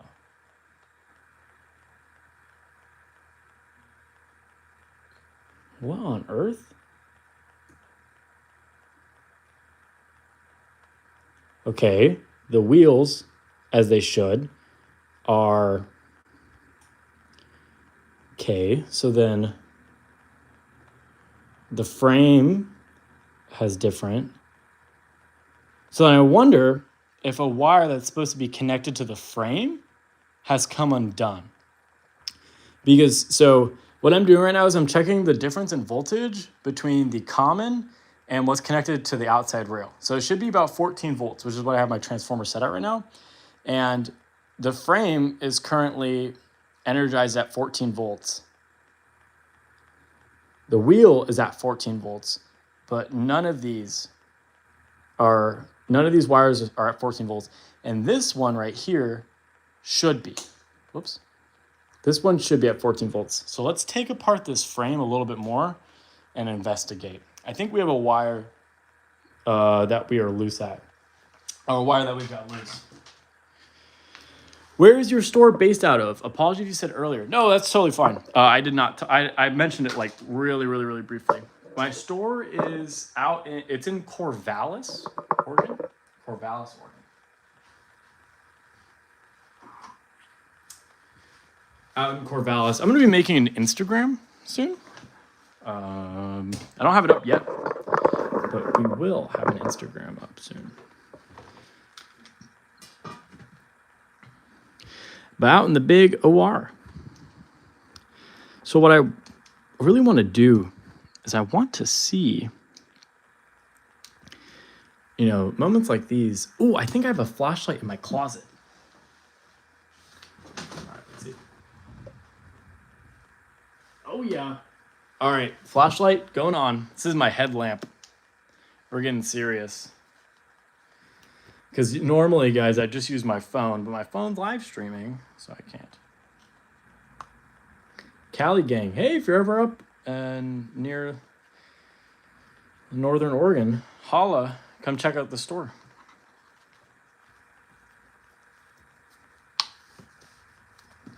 All right.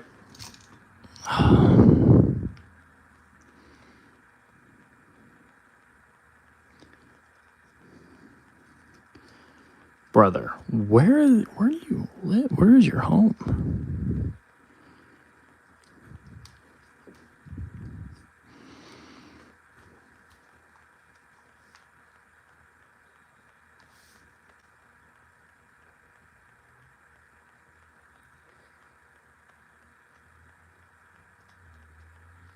So there's one wire from the pickup. Okay, so this is the wire that's on the pickup.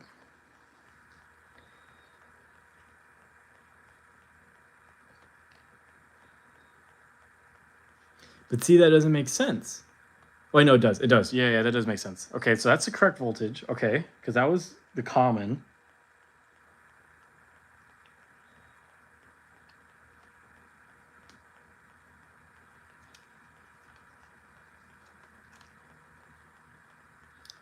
Have I ever been to the Illinois Railway Museum? I actually have. I lived up north for a bit, so I actually have.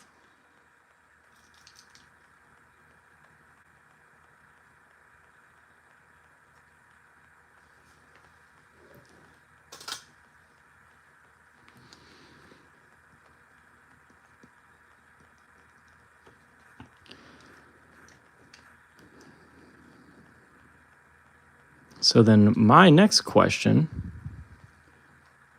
how is it not working? It's taking 1 hour or 2, even 3.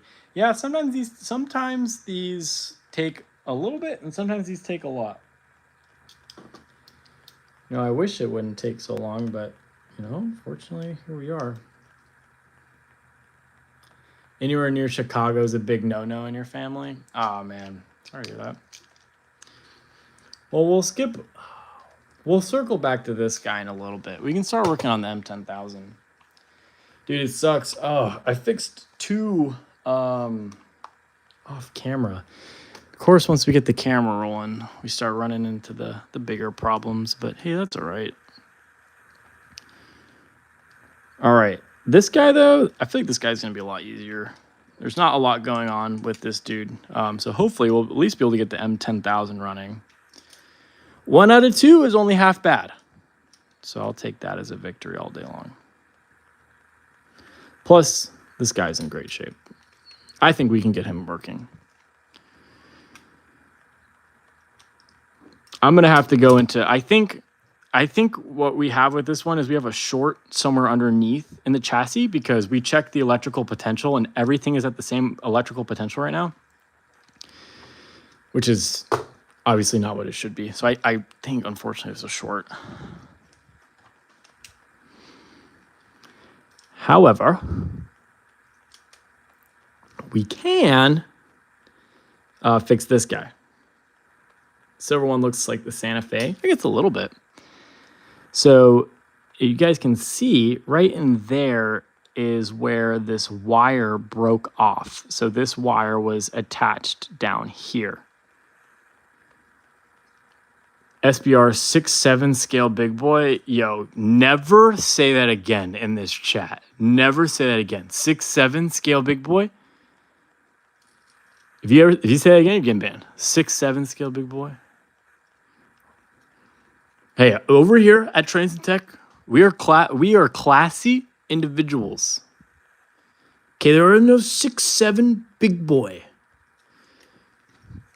All right, we were refined over here. Is everyone tracking? Everyone understand that?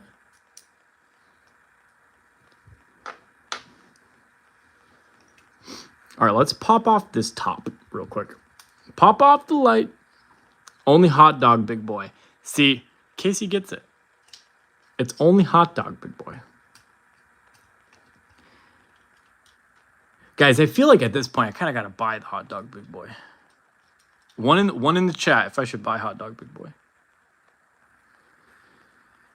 One in the chat if we're buying hot dog, big boy.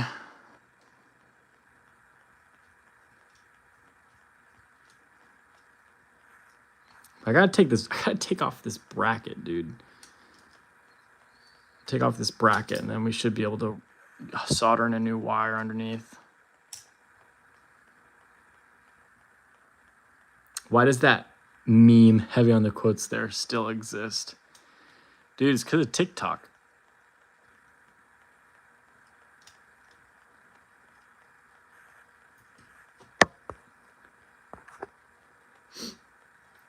It's TikTok, man. It's TikTok.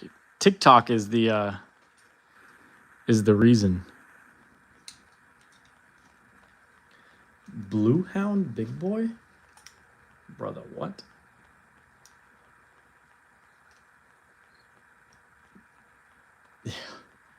You're banned. You're forever banned. It's your last day on the Trains and Tech channel. 1 for hot dog. It will become you, then consume you. Man, you guys are really making me think I need to buy it.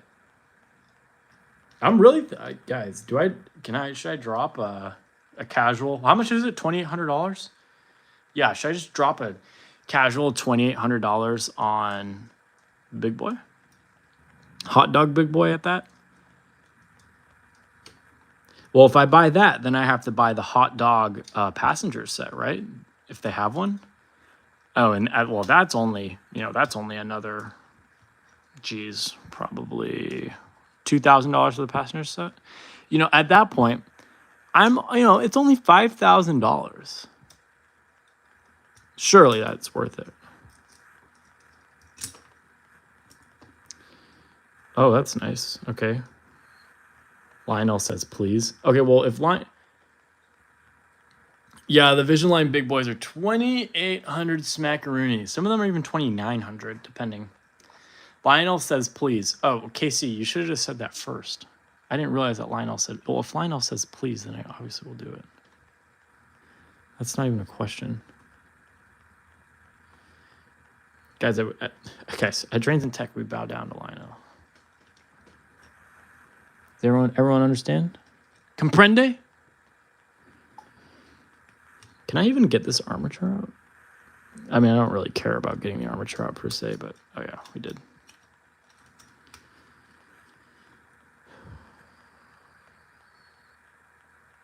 Okay, the armature looks fine. I don't really see anything that's like too alarming. Besides the fact it's just like uber dirty. None of these solders are broken. The insulation plate like still there. SBR fat scale 9000. Fat scale, brother. What are we saying? All right. Why did we take that apart? Well, we're trying to solder a new wire in underneath, and I'm trying to get out as much of this out as I can. I don't want to drill these rivets out, but doing this gives me a much better angle to getting down right in there. This is where we want to be. Let's see if we can get a new wire. I've only ever owned Lionel until I got 2 pieces of MTH rolling stock. MHT, Mike's House of Train. And God is amazing. But to be fair, the only rolling stock I have is from starter sets and whatnot.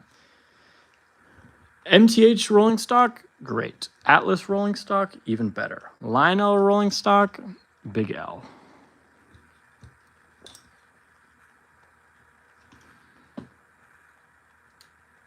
See, I wonder if instead of soldering it from above, because that's kind of hard to reach, if Union Pacific got a 2026 big boy, it will be awesome. True. Trying to think about how to solder this, guys. This is gonna be pretty tough to get. I don't think it's gonna be impossible though. I bet you we can get one. All right, let's get our wire cut. Where's my? Is it? I think it's there. It is.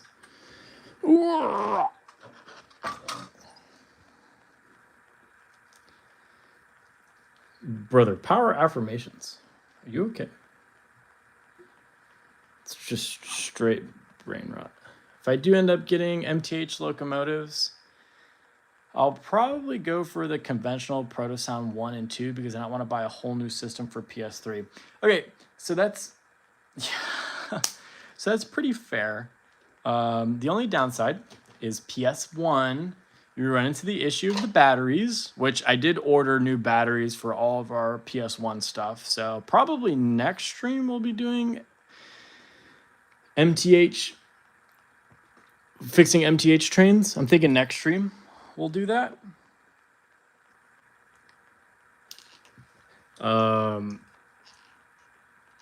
But that's the only downside with PS1 is if they don't already have a BCR replaced for the 9-volt, then you're gonna have to do it because they just poop the bed. They literally just poop the bed. BCRs aren't that expensive either, but they're still like $25 a piece plus shipping, so they add up. It's a BCR, it's basically a capacitor. Yeah, it literally just it essentially just functions like a better capacitor. It's just like an iPhone. It's just like it works like any rechargeable battery, pretty much. Yeah, I've got 2 BCRs on the way right now. Those will be here eventually. Also, there's one of these springs is stuck in here. Oh no, yeah, that's all right. We're on the same wavelength.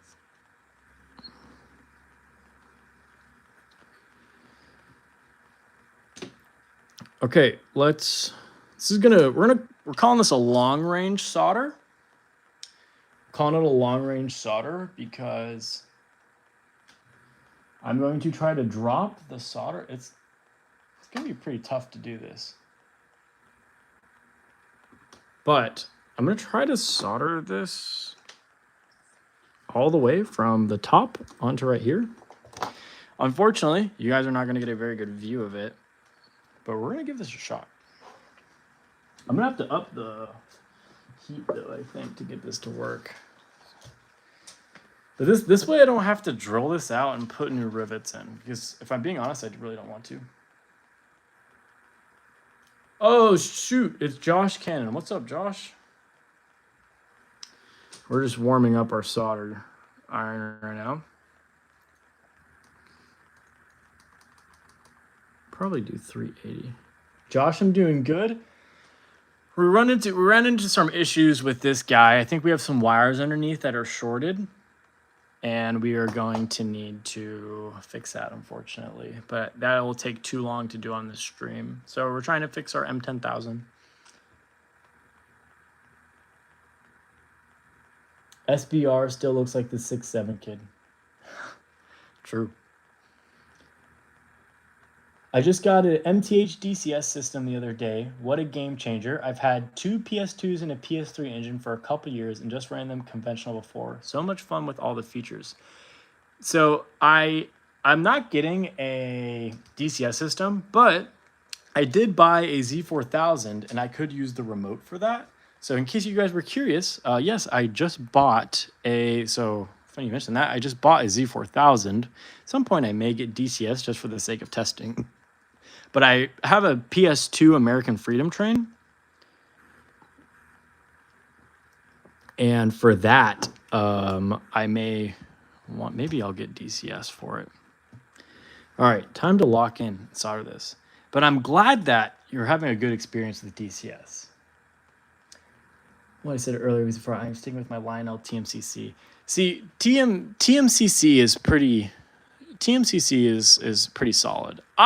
We've talked about it before, but I think that Lionel TMCC is a great command control system, and I think it's cool, and it was pretty innovative for the time, and it honestly, just due to Lionel's lack of innovation, it is still pretty impressive. 6'7" scale GS4. If 6'7" ever comes near my GS4, I will throw hands. Yeah, KC, I've got a few legacy pieces. I haven't gotten like base 2 or base 3. I really want to buy a base 3, but the Z4000 made more sense because I just need a stronger transformer. I picked up a ZW. The ZW has problems, so I'm thinking the Z4000 will just be better. Plus, it has the ability for horn and bell, which I haven't had on any of my other controllers besides the CW80.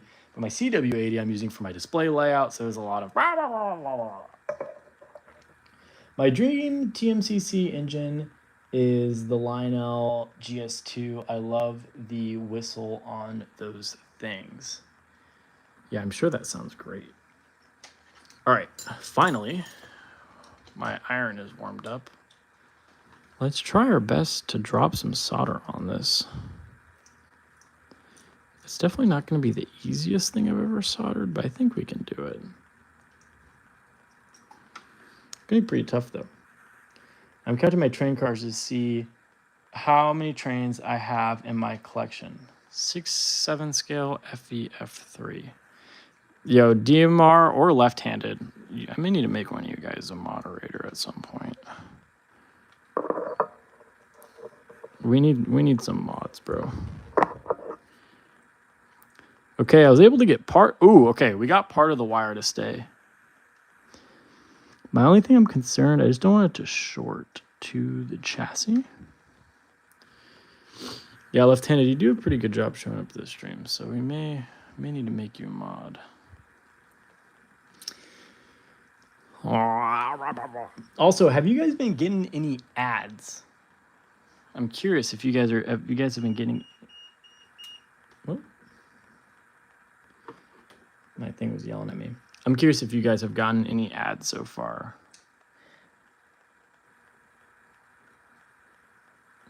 Okay, honestly, that wasn't even that bad. This actually, we got that soldered. Here, wait, let me do this. Wait, I got an idea.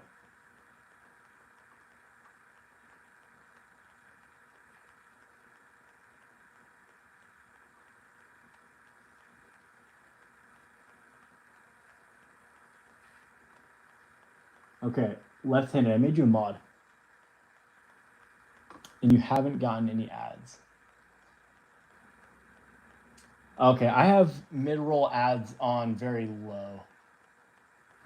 Okay, that's good. You guys shouldn't be getting a lot of ads.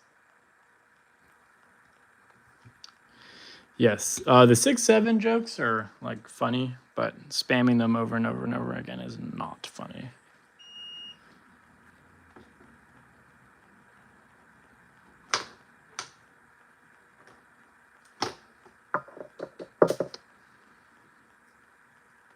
But I don't mind them. It's just does get a little old. No 6.7. Yeah, we'll take a little break on the old 6.7s. Okay, so this is the pickup from the roller. This is the pickup from the roller. Does anyone off rip remember where the pickup for the roller goes?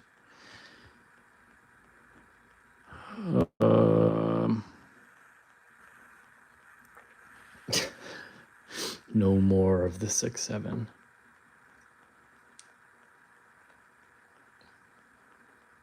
Do they both go here? No, no shot, right? No shot.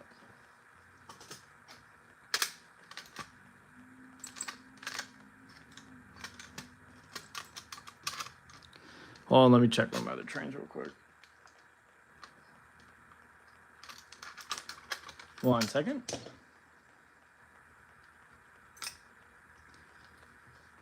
Oh, I know which one. Hold on, we're going to run away really quickly.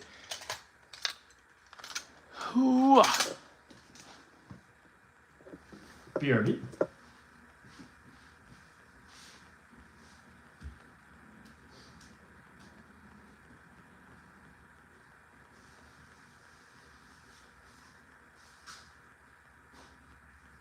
Okay.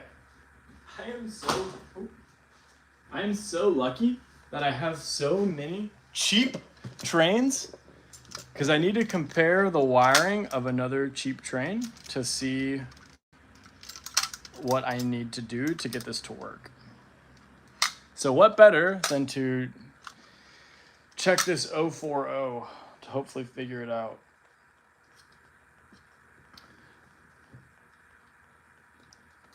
I know, I literally have so many cheap trains. I just needed to find an older cheap train. But yes, literally infinite cheap trains, guys. Infinite.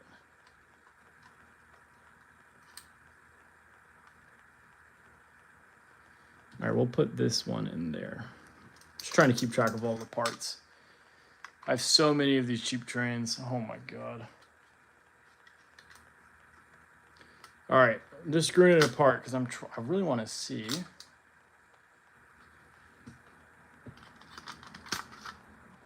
All right, here is a working motor. Granted, this has no E unit.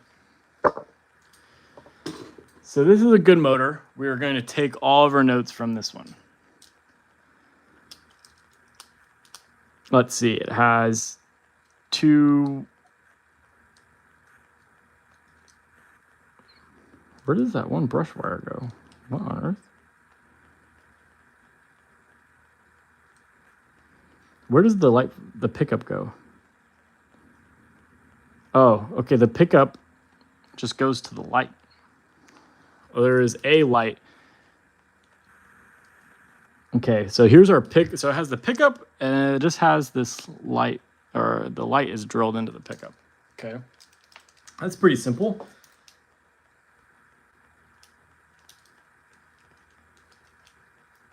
We can do that all day long.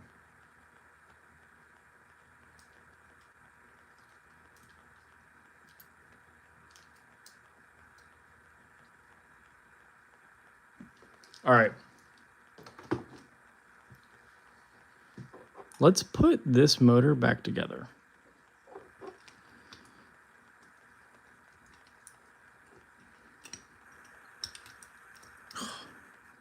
Hold on. All right, now it becomes the fun journey of reassembling. Okay. This housing.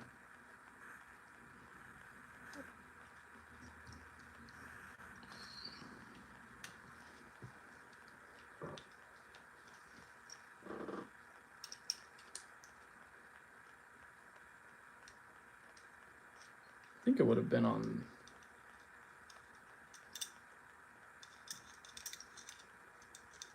this side. I was trying to figure out what side this housing went on. Probably this one, if I had to guess.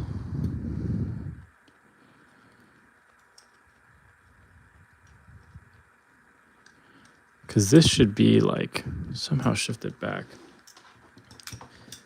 Brother, how did we do this? Well, this is the brush. Okay, so this obviously has to be on this side because that houses the brushes. This is on this side. So this will go right here. Money. All right, that's part of the battle. Now the next part of the battle is we need to get that. Okay, so this will go back together just like that. Awesome. Okay, let's check out our brush situation. Yeah, we'll definitely put the brushes in after the fact. We'll pull these out and then we'll put the brushes in. Whew. All right, we are so back. We are so back.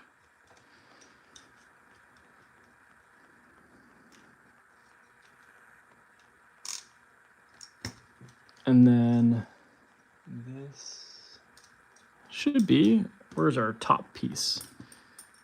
This holds down the fort. I want to say this goes over. Okay.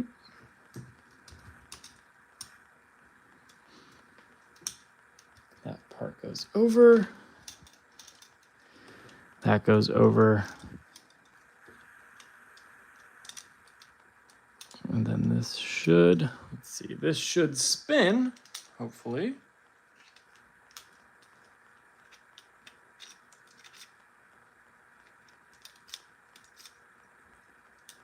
Okay, awesome. All right, finally, all of that is put back together. Now let's screw these in, and then we'll put in our springs last. Whew. Yeah, hopefully we can get at least one of these to work. We've not had very good luck on lives fixing these trains. Yeah, we've had terrible luck. But DMR, I know you mentioned, or it wasn't DMR, left-handed. I know you mentioned earlier the Illinois Railroad Museum. I can't remember what they have off the top of my head. Are you like? I know you said that you can't go, but do they even have anything like worth seeing? Because it'd be different if they had absolute heat. Like, for example, I like electric stuff. So like going and seeing like GG1s. So I was able to like see like a GG1 up in Wisconsin, for example. So I know like there's other places have other things. Dude, it's so tedious getting these little screws back in. Oh man.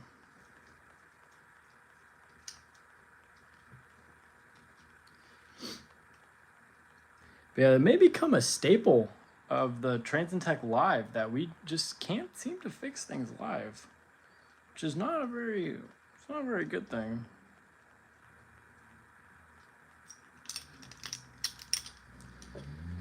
That's right. Hopefully we'll get this guy.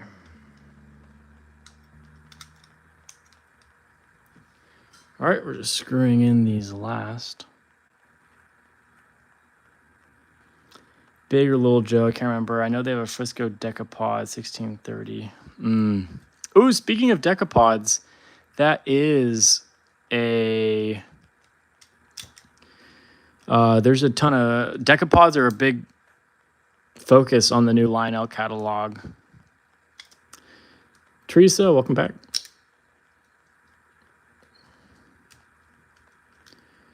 Oh, in hindsight, I should have cleaned the armature when it was out, but I forgot to.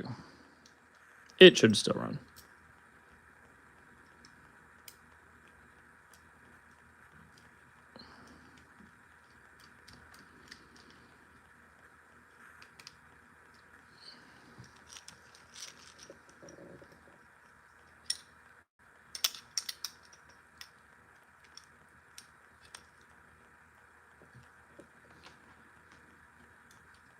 Amtrak. Oh, they have a toaster?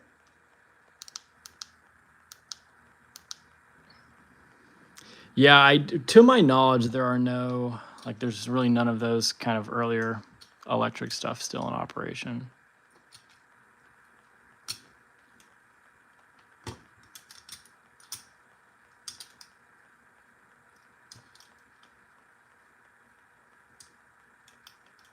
Oh, Josh, from the last stream?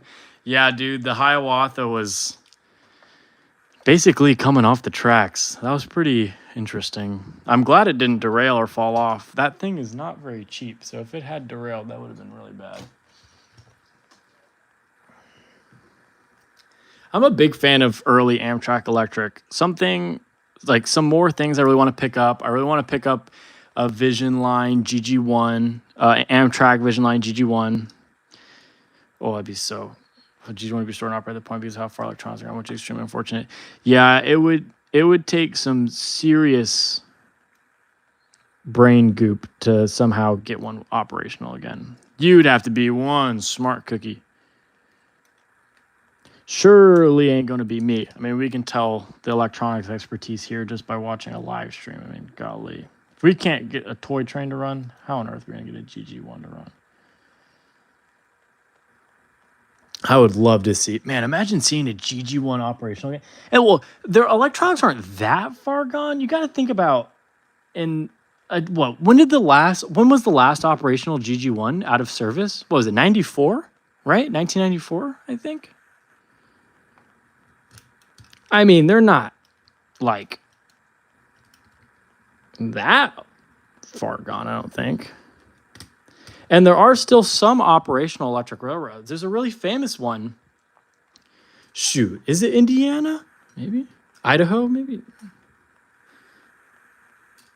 Nah, say you swear. What is inside of this?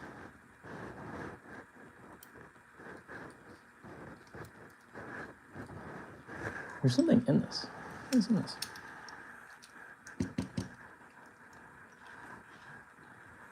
There is something inside of this. Oh, 83. What is inside of this?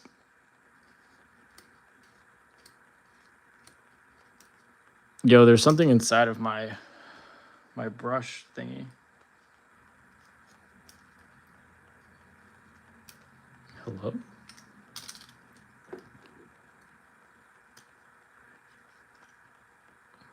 Bro, I don't know if y'all can see, but something fell in here, and it's not coming out.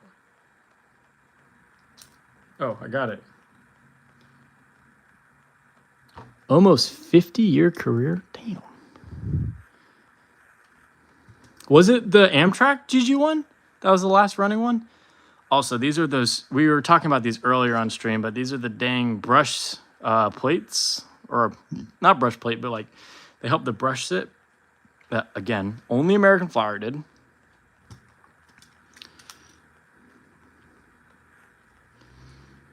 Let's get both of our brushes back in here.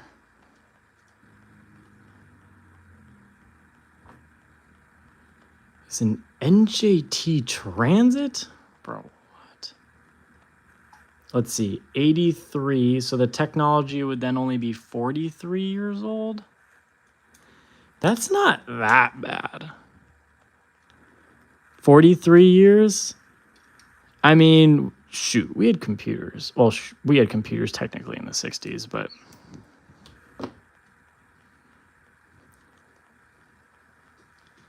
Red Pennsylvania train stop. Tucson Red? 1983. Well, regardless, it's still 83. Technology. Guys, maybe that could be a long-term project of the channels to get a GG1 back operational.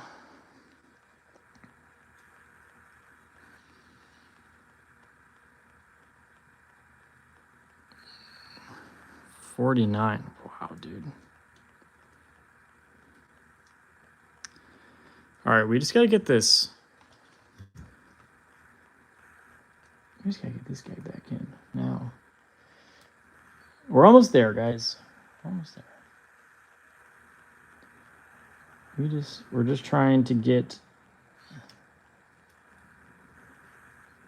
this spring really close.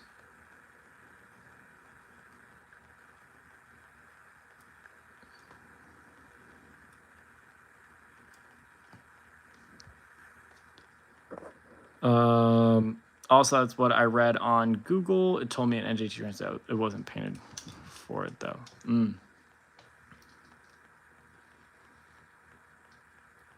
I wonder when the last Amtrak GG one was.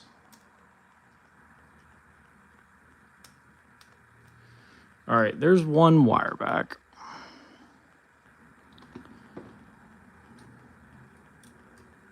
Let's take the other one in. Any of y'all know when the last Amtrak one was?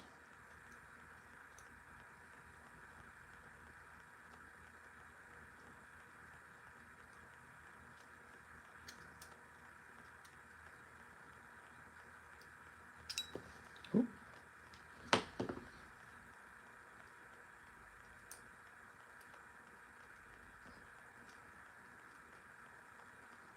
Allegedly, it was 81. Oh, okay.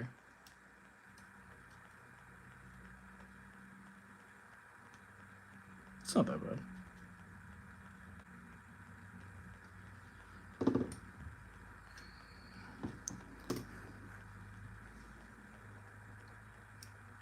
Yeah, I'm a sucker for electric, bro. Just gonna be honest.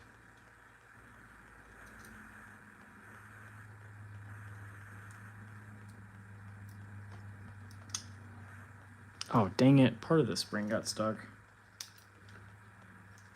I think, right? No, I got it through. Clutch. Okay. Let's see. 1 second.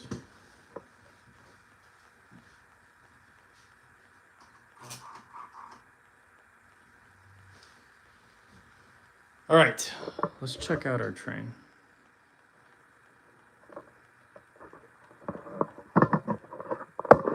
Ooh, that missed the the Mr. Muffin's Conrail one. Ooh, that's a good shout. That's a good shout. All right, let's test this guy real quick. Had him for a second. Hold on. Guys, we had life for a second. Let's see. What would it be? Oh, no.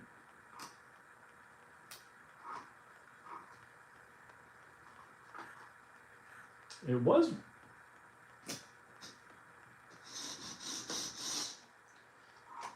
It was live for a second.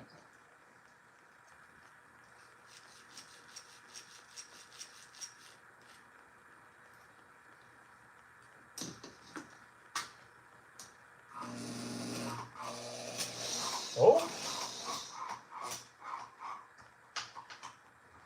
Oh, don't give up on me now.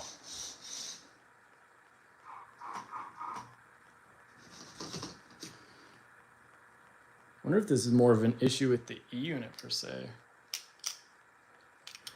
By the way, I got my YouTube channel. Oh, left-handed. I agree. Mr. Muffins did cook with that one. By the way, I got my YouTube channel. It's called Railroad Crossing the Railroad Fan. Okay, I'll have to check it out after the stream.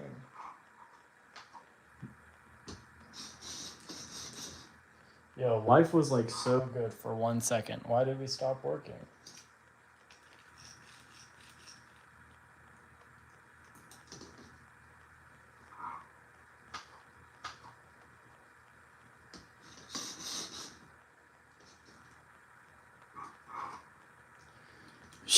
We were so close. No.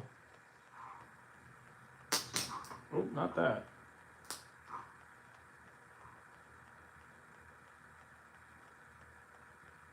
Okay, well, that's our new light. Does this have... Where's the E-unit switch? Like, I can tell that it's supposed to have one, but I don't see how to operate it.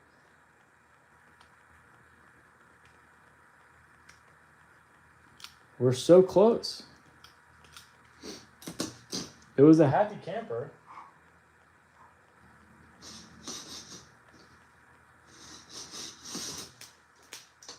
And now it's not.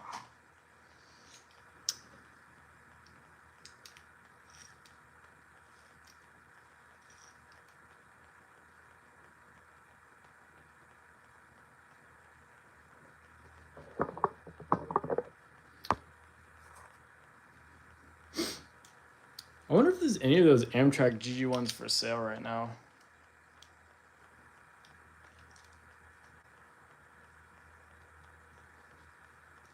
Let me see. I wonder if it's the E. Wonder what is our problem here? Because we were just running. Oh. Oh, I see the problem. Okay. All right. I think I made this problem.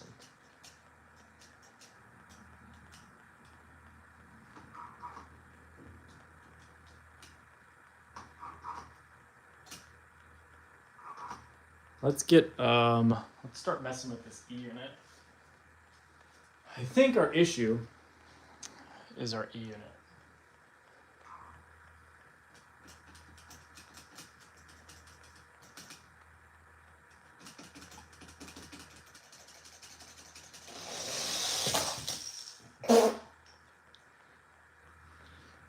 I like to get an OSCO GG1, but I think I might have to settle for a Williams reproduction. The Lino ones are just so expensive. Yeah, especially the scale ones. That's the problem. Like I have, like we got a semi-scale one that on our first live stream. Yo, what's up, Strasburg? The semi-scale one that I got, like, let me see if I can wrap this around. I'm trying to see if I can have this do a loop around the track. But that semi-scale one I have is like, even though it's just semi-scale, but it's still stupid expensive.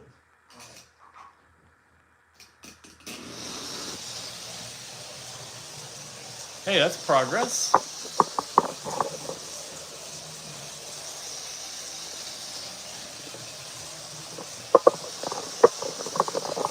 Letting it stretch its legs a little bit.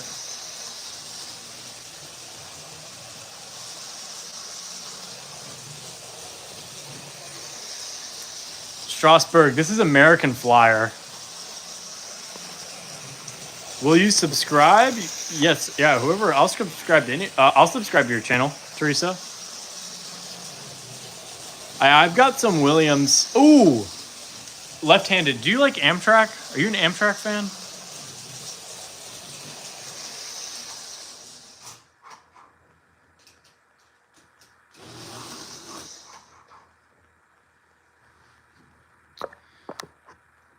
Yeah, left-handed. Do you like Amtrak? I got some Amtrak Williams coaches in.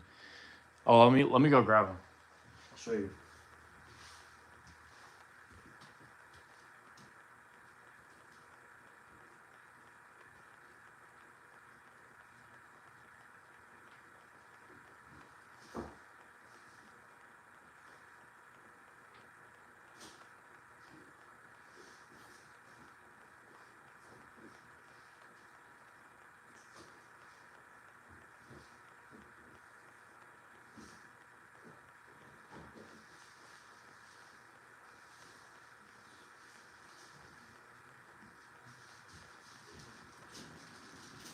All right.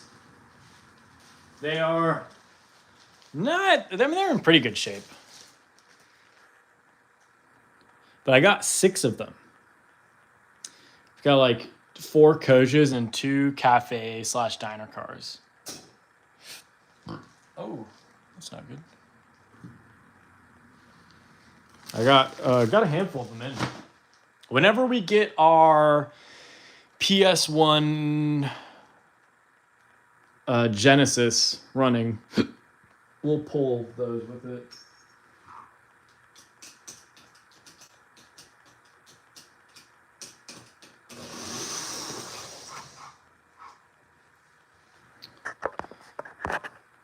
You got 16 subscribers? Heck yeah, Teresa.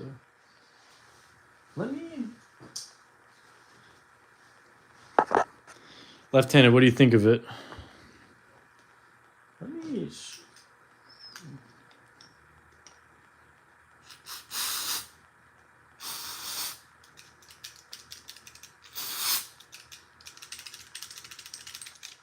Guys, we're doing the old finagle trick.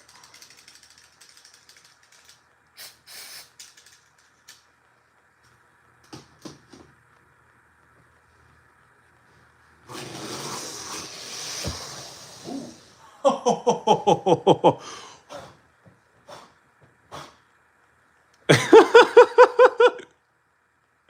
little bit of fire never hurt anyone.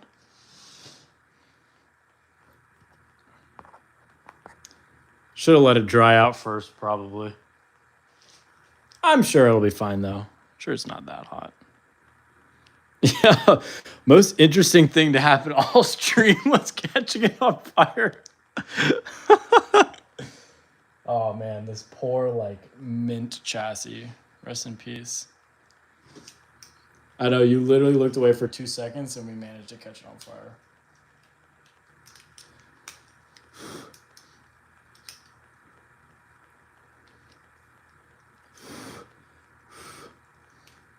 All right, let's try it again. All right. Do it over under. Catches on fire, maybe again. Oh, well, shocker. It's not a very happy camper. Called S&T Mainline. They have an engine called the Chesapeake on fire, and you can probably guess what it does. Yeah, S&T's, he's funny. He's a good channel. He's a good dude. Oh, there was a little bit of fire again.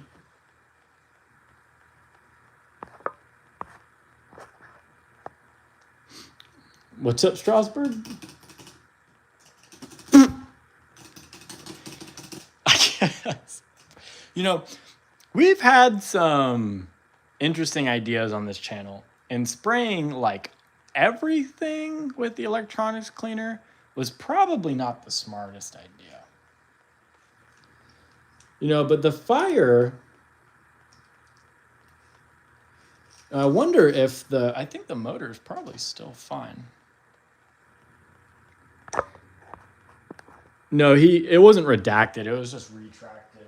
He just took it. Yo. Through fire and flames, we carry on. The M10000 is still rocking and rolling. Dude, let's go. Well, in that case, all that's left to do with the M10000 is we are just going to, we're just going to wire, or we're just going to solder this wire up here. That's all that's left.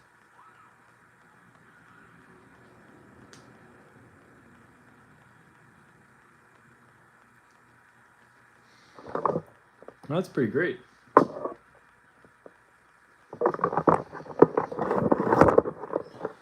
Hey, at least we'll get one working, and it only caught on fire once. That's pretty good, right? Only one fire? I think that beats our record, though. I think we've been fireless this entire time. We were bound to have one catch on fire. I probably don't need the wire this long. Also, I feel like this used to be like springier. I could be wrong. Yeah, let's cut this and we're gonna solder it to right here.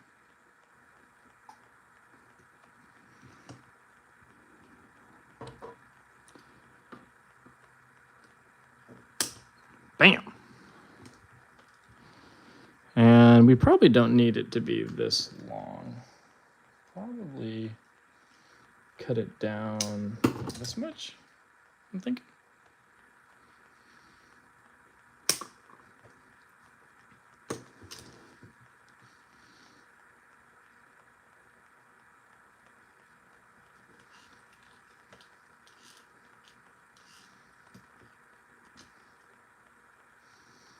Let's get this stripped.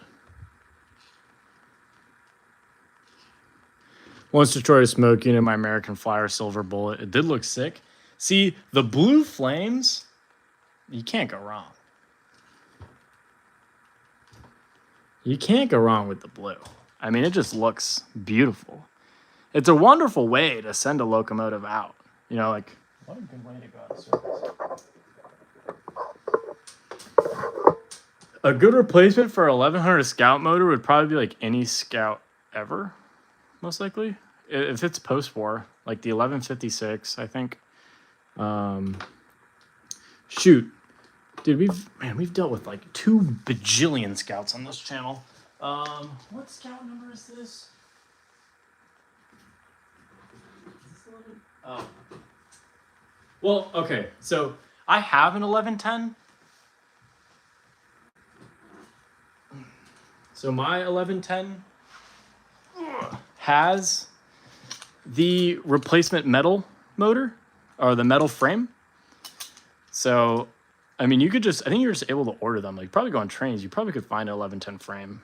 But mine has, because these originally were plastic, and Lionel dealers put metal ones back in them. You could, like, take them back and get them warranty swapped. But mine has the metal one.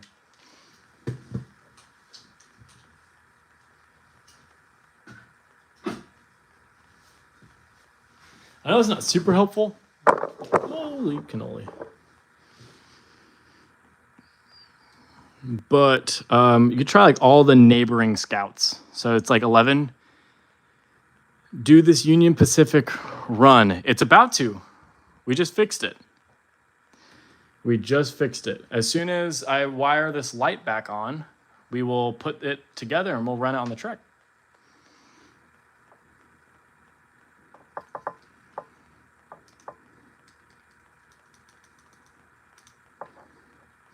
But yeah, we just fixed it.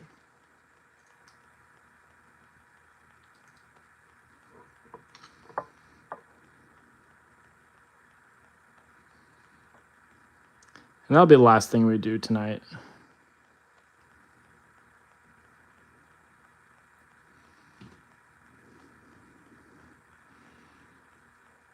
I may make this a little bit. Hold on, make this a little shorter. Cut this down a little bit more.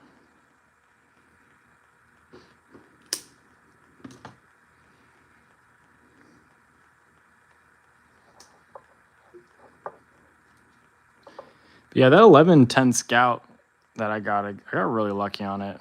It's hard to find one in decent shape. A lot of them have those plastic motors and are no fun, but there's actually a lot of history with those. If you're ever really bored, I'd love to talk about it.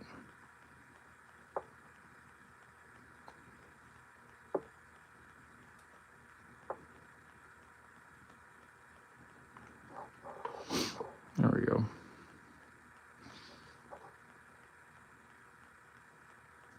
All right, that's good enough.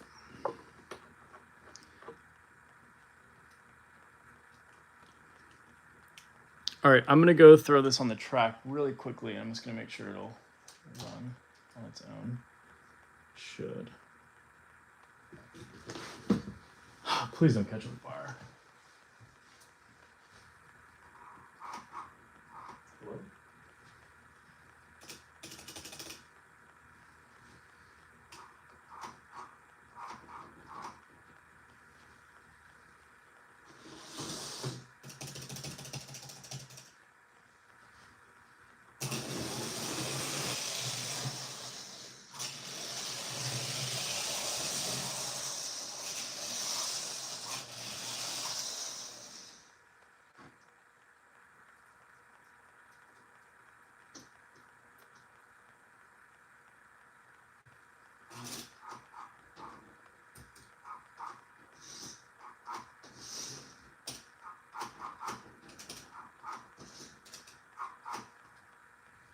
All right, we seem to have a little bit of issues.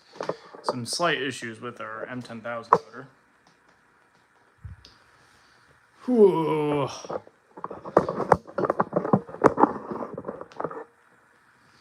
you guys will notice the light is coming on.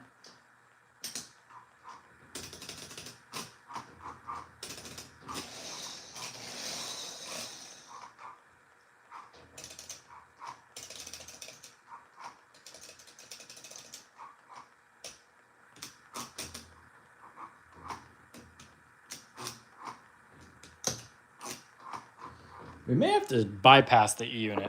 The E-unit, not a happy camper right now.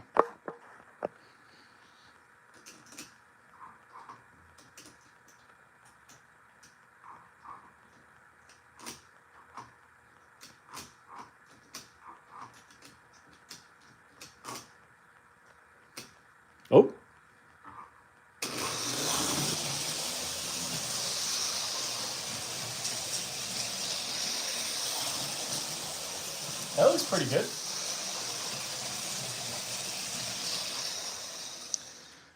What do we say, guys? Put the shell back on?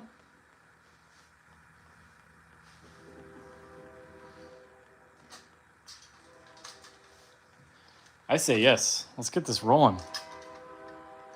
We've already been live for just a little over 2 hours, so it'd be good to get, we're going to get at least one of these rocking and rolling.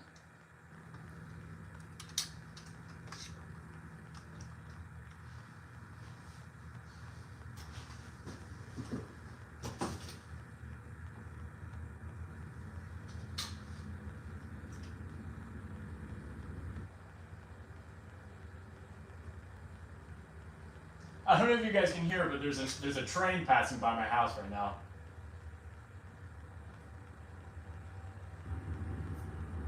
If you listen, you maybe you'll hear it.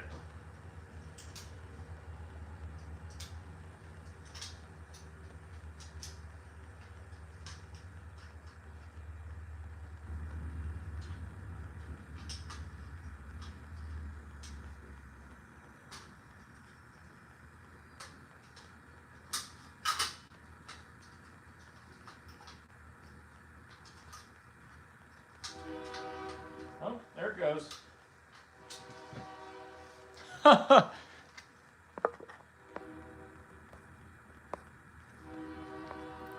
Yeah, real train. Real train. Just for the video. Yeah, guys, just for the video, I asked the local train line to make a guest appearance.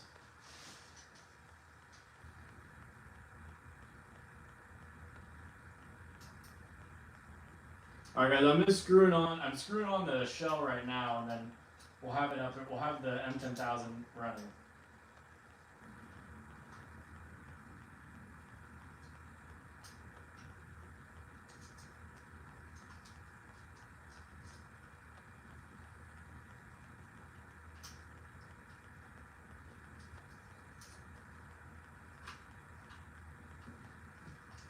We're really close. Really close. We're just getting this guy screwed on right now. Also, if anybody hasn't, make sure to drop a like on the live. I don't know if it literally makes any difference whatsoever. If you haven't yet, make sure to drop a like. And if you haven't subbed, there's not a lot of people in the live right now, but I think all you guys have subscribed.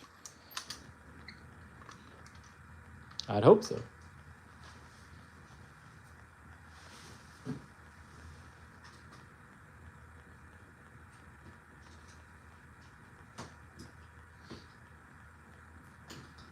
All right, I just gotta find this flathead and we're good to go.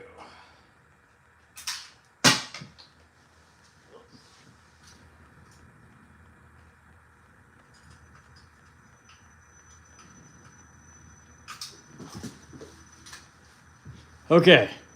Woo. Heck yeah, appreciate the likes, guys.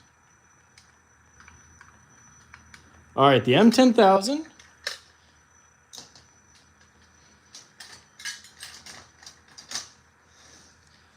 Let's see. Wait. Don't give out on me now. Oh, I caught it. Oh, we almost lost it. We almost lost the M10,000 as quick as we got it. Oh, man.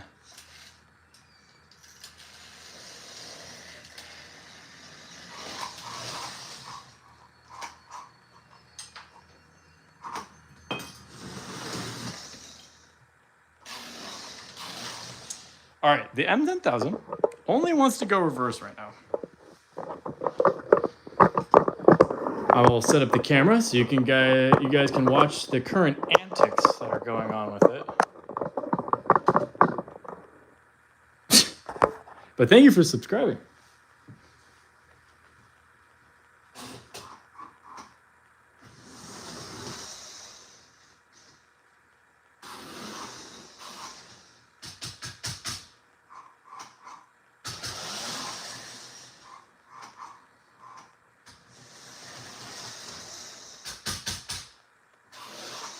No. Bad.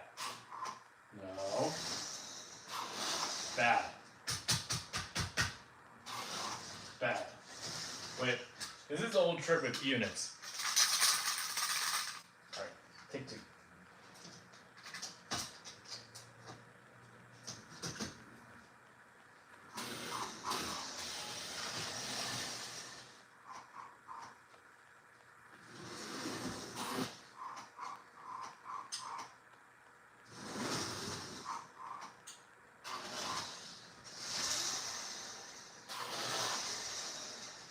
Oh. Guys, we'll never catch a break. We will literally never catch a break.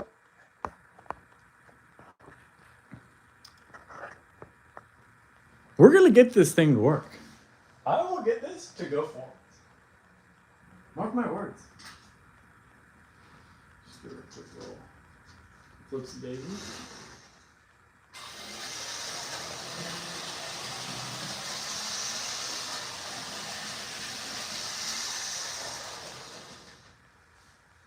Son of a gun. We've only got it going backwards.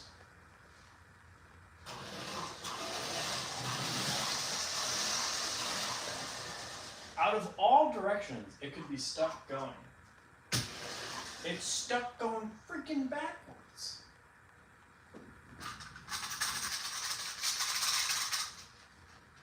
I'm trying to see if I can at least jolt the E unit to want to go forwards.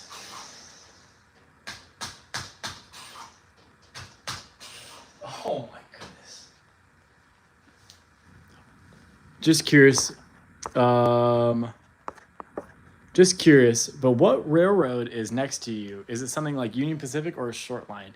It's a short line. It's PNWR, Pacific North and Western. Yeah, they're pretty local. Right? They interchange with UP, and I think they have an interchange with BNSF as well.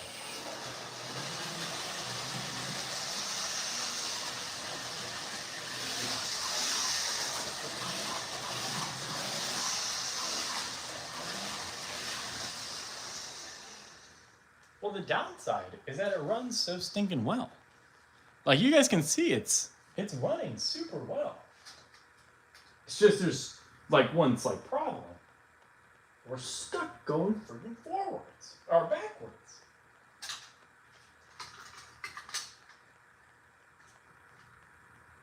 Oh, maybe that's why.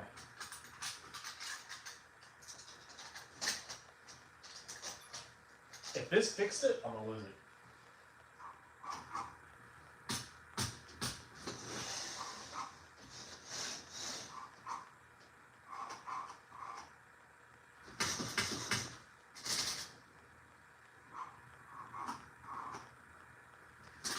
Okay, we may be onto something. Oh, what's up? It would be a miracle to catch you or BNF for that matter in my area because I have a real fan. CSX mainline on the Terre Haute subdivision. Yeah, see, no CSX over here. When I used to live towards the East Coast, there was some, but nada. Nothing now.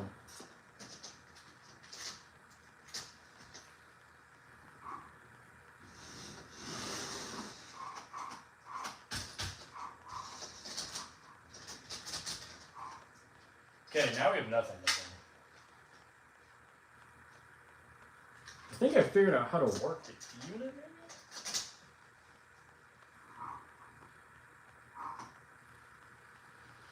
maybe? What on earth? Boy, howdy. Oh, man, I'm telling y'all. These mall trains are going to be the death of me. Now we got nothing. Oh, my goodness. And life was so positive. Everything was so good. And we're back at square zero. Decatur, Illinois short line. Well, that sounds kind of fun. I've caught CN surprisingly, but that was only once. Yeah, I've never caught the BNSF. They just finished like fixing a lot of the line, and they ran their like presidential train through. That's all that I've seen though from them, and even then it was kind of far from me. I've just seen a lot of UP. Which is just seen a lot of UP and obviously a lot of PNWR.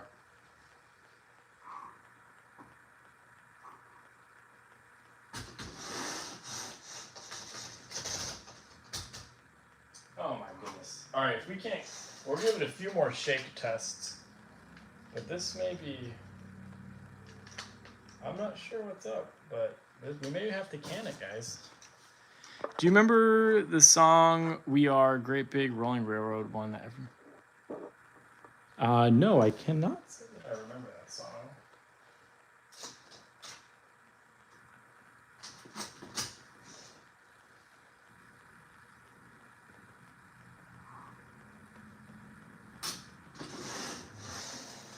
So we've just lost everything now. The M10,000 is just like DOA.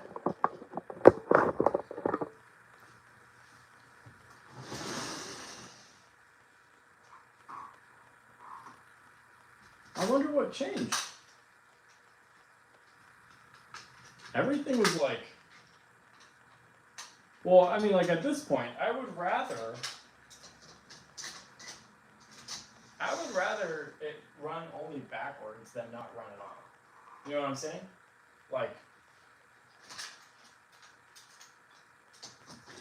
maybe a little flipperoni at home? Can't go wrong with a little flipperoni. No, that's one bright ass light, that's for sure.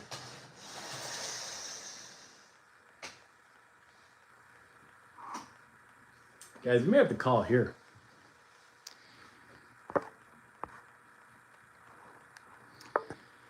Yeah, we'll give the E-unit a few taps. We should do a stream at some point where it's just running trains. Yeah, maybe next Friday we'll just run stuff. All right, we're gonna give her a few smacks.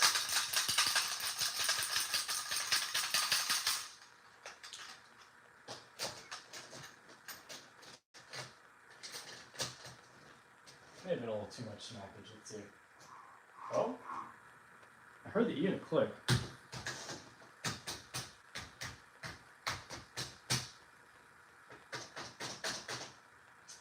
Clicked. It tried to cycle for a second. It probably doesn't help that we also caught it on fire.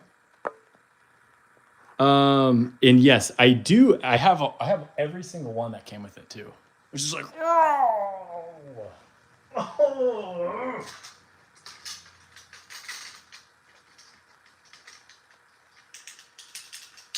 That's the downside. The downside is it's like I have everything to run with this too, and it looks so good. It looks so good.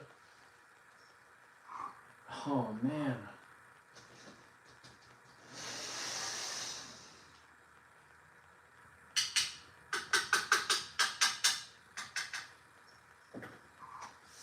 That's the part that blows the most is I have everything for it. Yeah, I have them in a bag over here.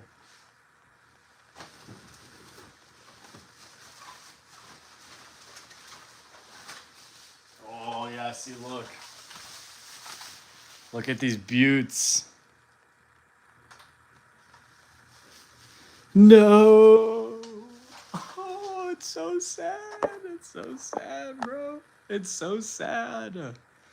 Oh, I'll have to fix it off camera, I guess. Yeah, I guess tonight just wasn't our night for fixing. Huh. It just wasn't our night. And that's okay. You know, it happens. We didn't really have a lot of good luck. So some of these videos where I fix stuff, I mean, they take a while. There's sometimes a lot of fixing that goes into this.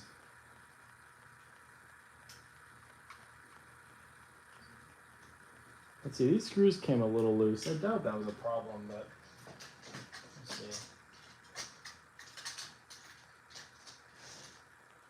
Hail Mary. Oh. Okay.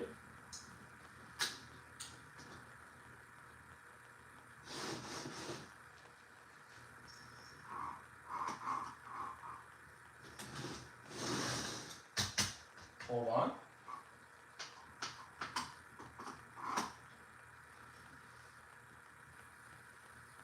I will say I did notice one of the springs kind of came out. Let me see if I can.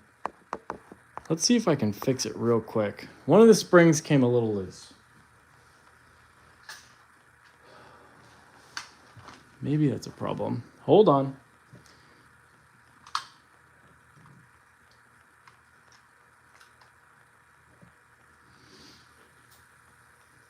If I can't get this, then this may be all she wrote. For tonight, at least. Dude, because funny enough, I have to finish editing the last little bit of the video going out tomorrow. So it's like, dang, dude, yeah, I can't have the stream go too late because I do have to finish just a little bit of editing. Luckily, it's not too much, but see if I can get this spring.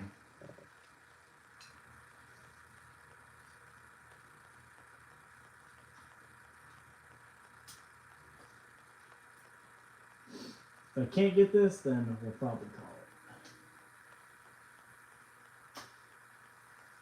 Where is the code?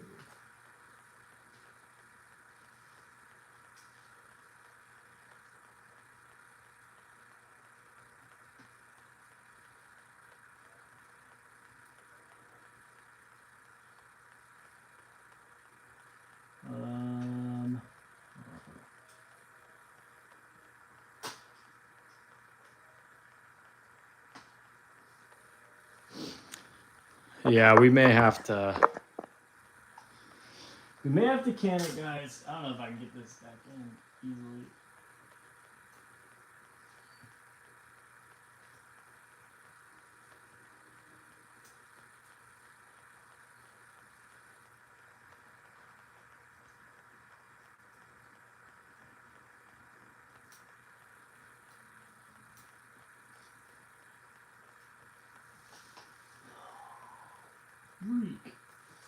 Yeah, one of the springs, I'll show you guys. This spring wiggled its way out, and I don't really want to take this back apart.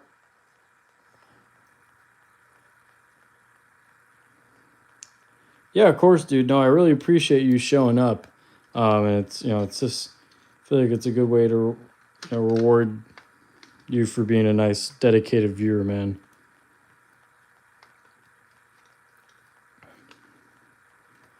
And it'll be nice because someone has to take over when all the brain rot just fills the stream and everyone's just typing 6-7. It's good. We need moderators. Oh, well, that's just unlucky. All right, the spring just shot itself out. Oh, poop. I don't know if I'm ever going to find that. Oh, no. Well, I'll count it as a quarter victory. I'll say we kind of fixed a quarter of the trains because we were able to make the M10,000 go in reverse, which is kind of a victory. But we're going to call it there. This wasn't the best stream. Yeah, see, Casey, you get it. But it literally just launched it across my room. Yeah, I've got carpet in here too. Dang, dude, that totally sucks. Well, I'm going to be crawling around for the next 15 minutes. Teresa, enjoy your cookies and chocolate milk. We're probably going to wrap up the stream here because we're a little defeated tonight, but that's okay. We still had a good time, and it's still a really great stream. Everyone hanging out, talking about the new Lionel catalog, talking about our electric trains and stuff that we like. But I'm glad everyone was able to tune in. Next Friday, we'll probably just run some stuff. 15 minutes is a bit 15 minutes is a bit wishful thinking. Teresa, I'm glad you enjoyed. But yeah, guys, we're going to call it here. And I appreciate everyone for watching. Everyone who subscribed, thank you. Everyone who tuned in, liked the live, thank you. Everyone for tuning in. Hope everyone has a great night. fingers crossed. Next week will go a little bit better. This was definitely not our best performance so far. Thanks for this stream, man. I always look forward to your content. Yeah, Casey, man, I really appreciate you tuning in. Josh, does the train station have a whistle? This one in the back has a whistle. That one right there. This Union Station is just used to control stuff. Yep, Teresa, have a good night. Left-handed, I appreciate you tuning in. Congrats on becoming mod. I'll see you.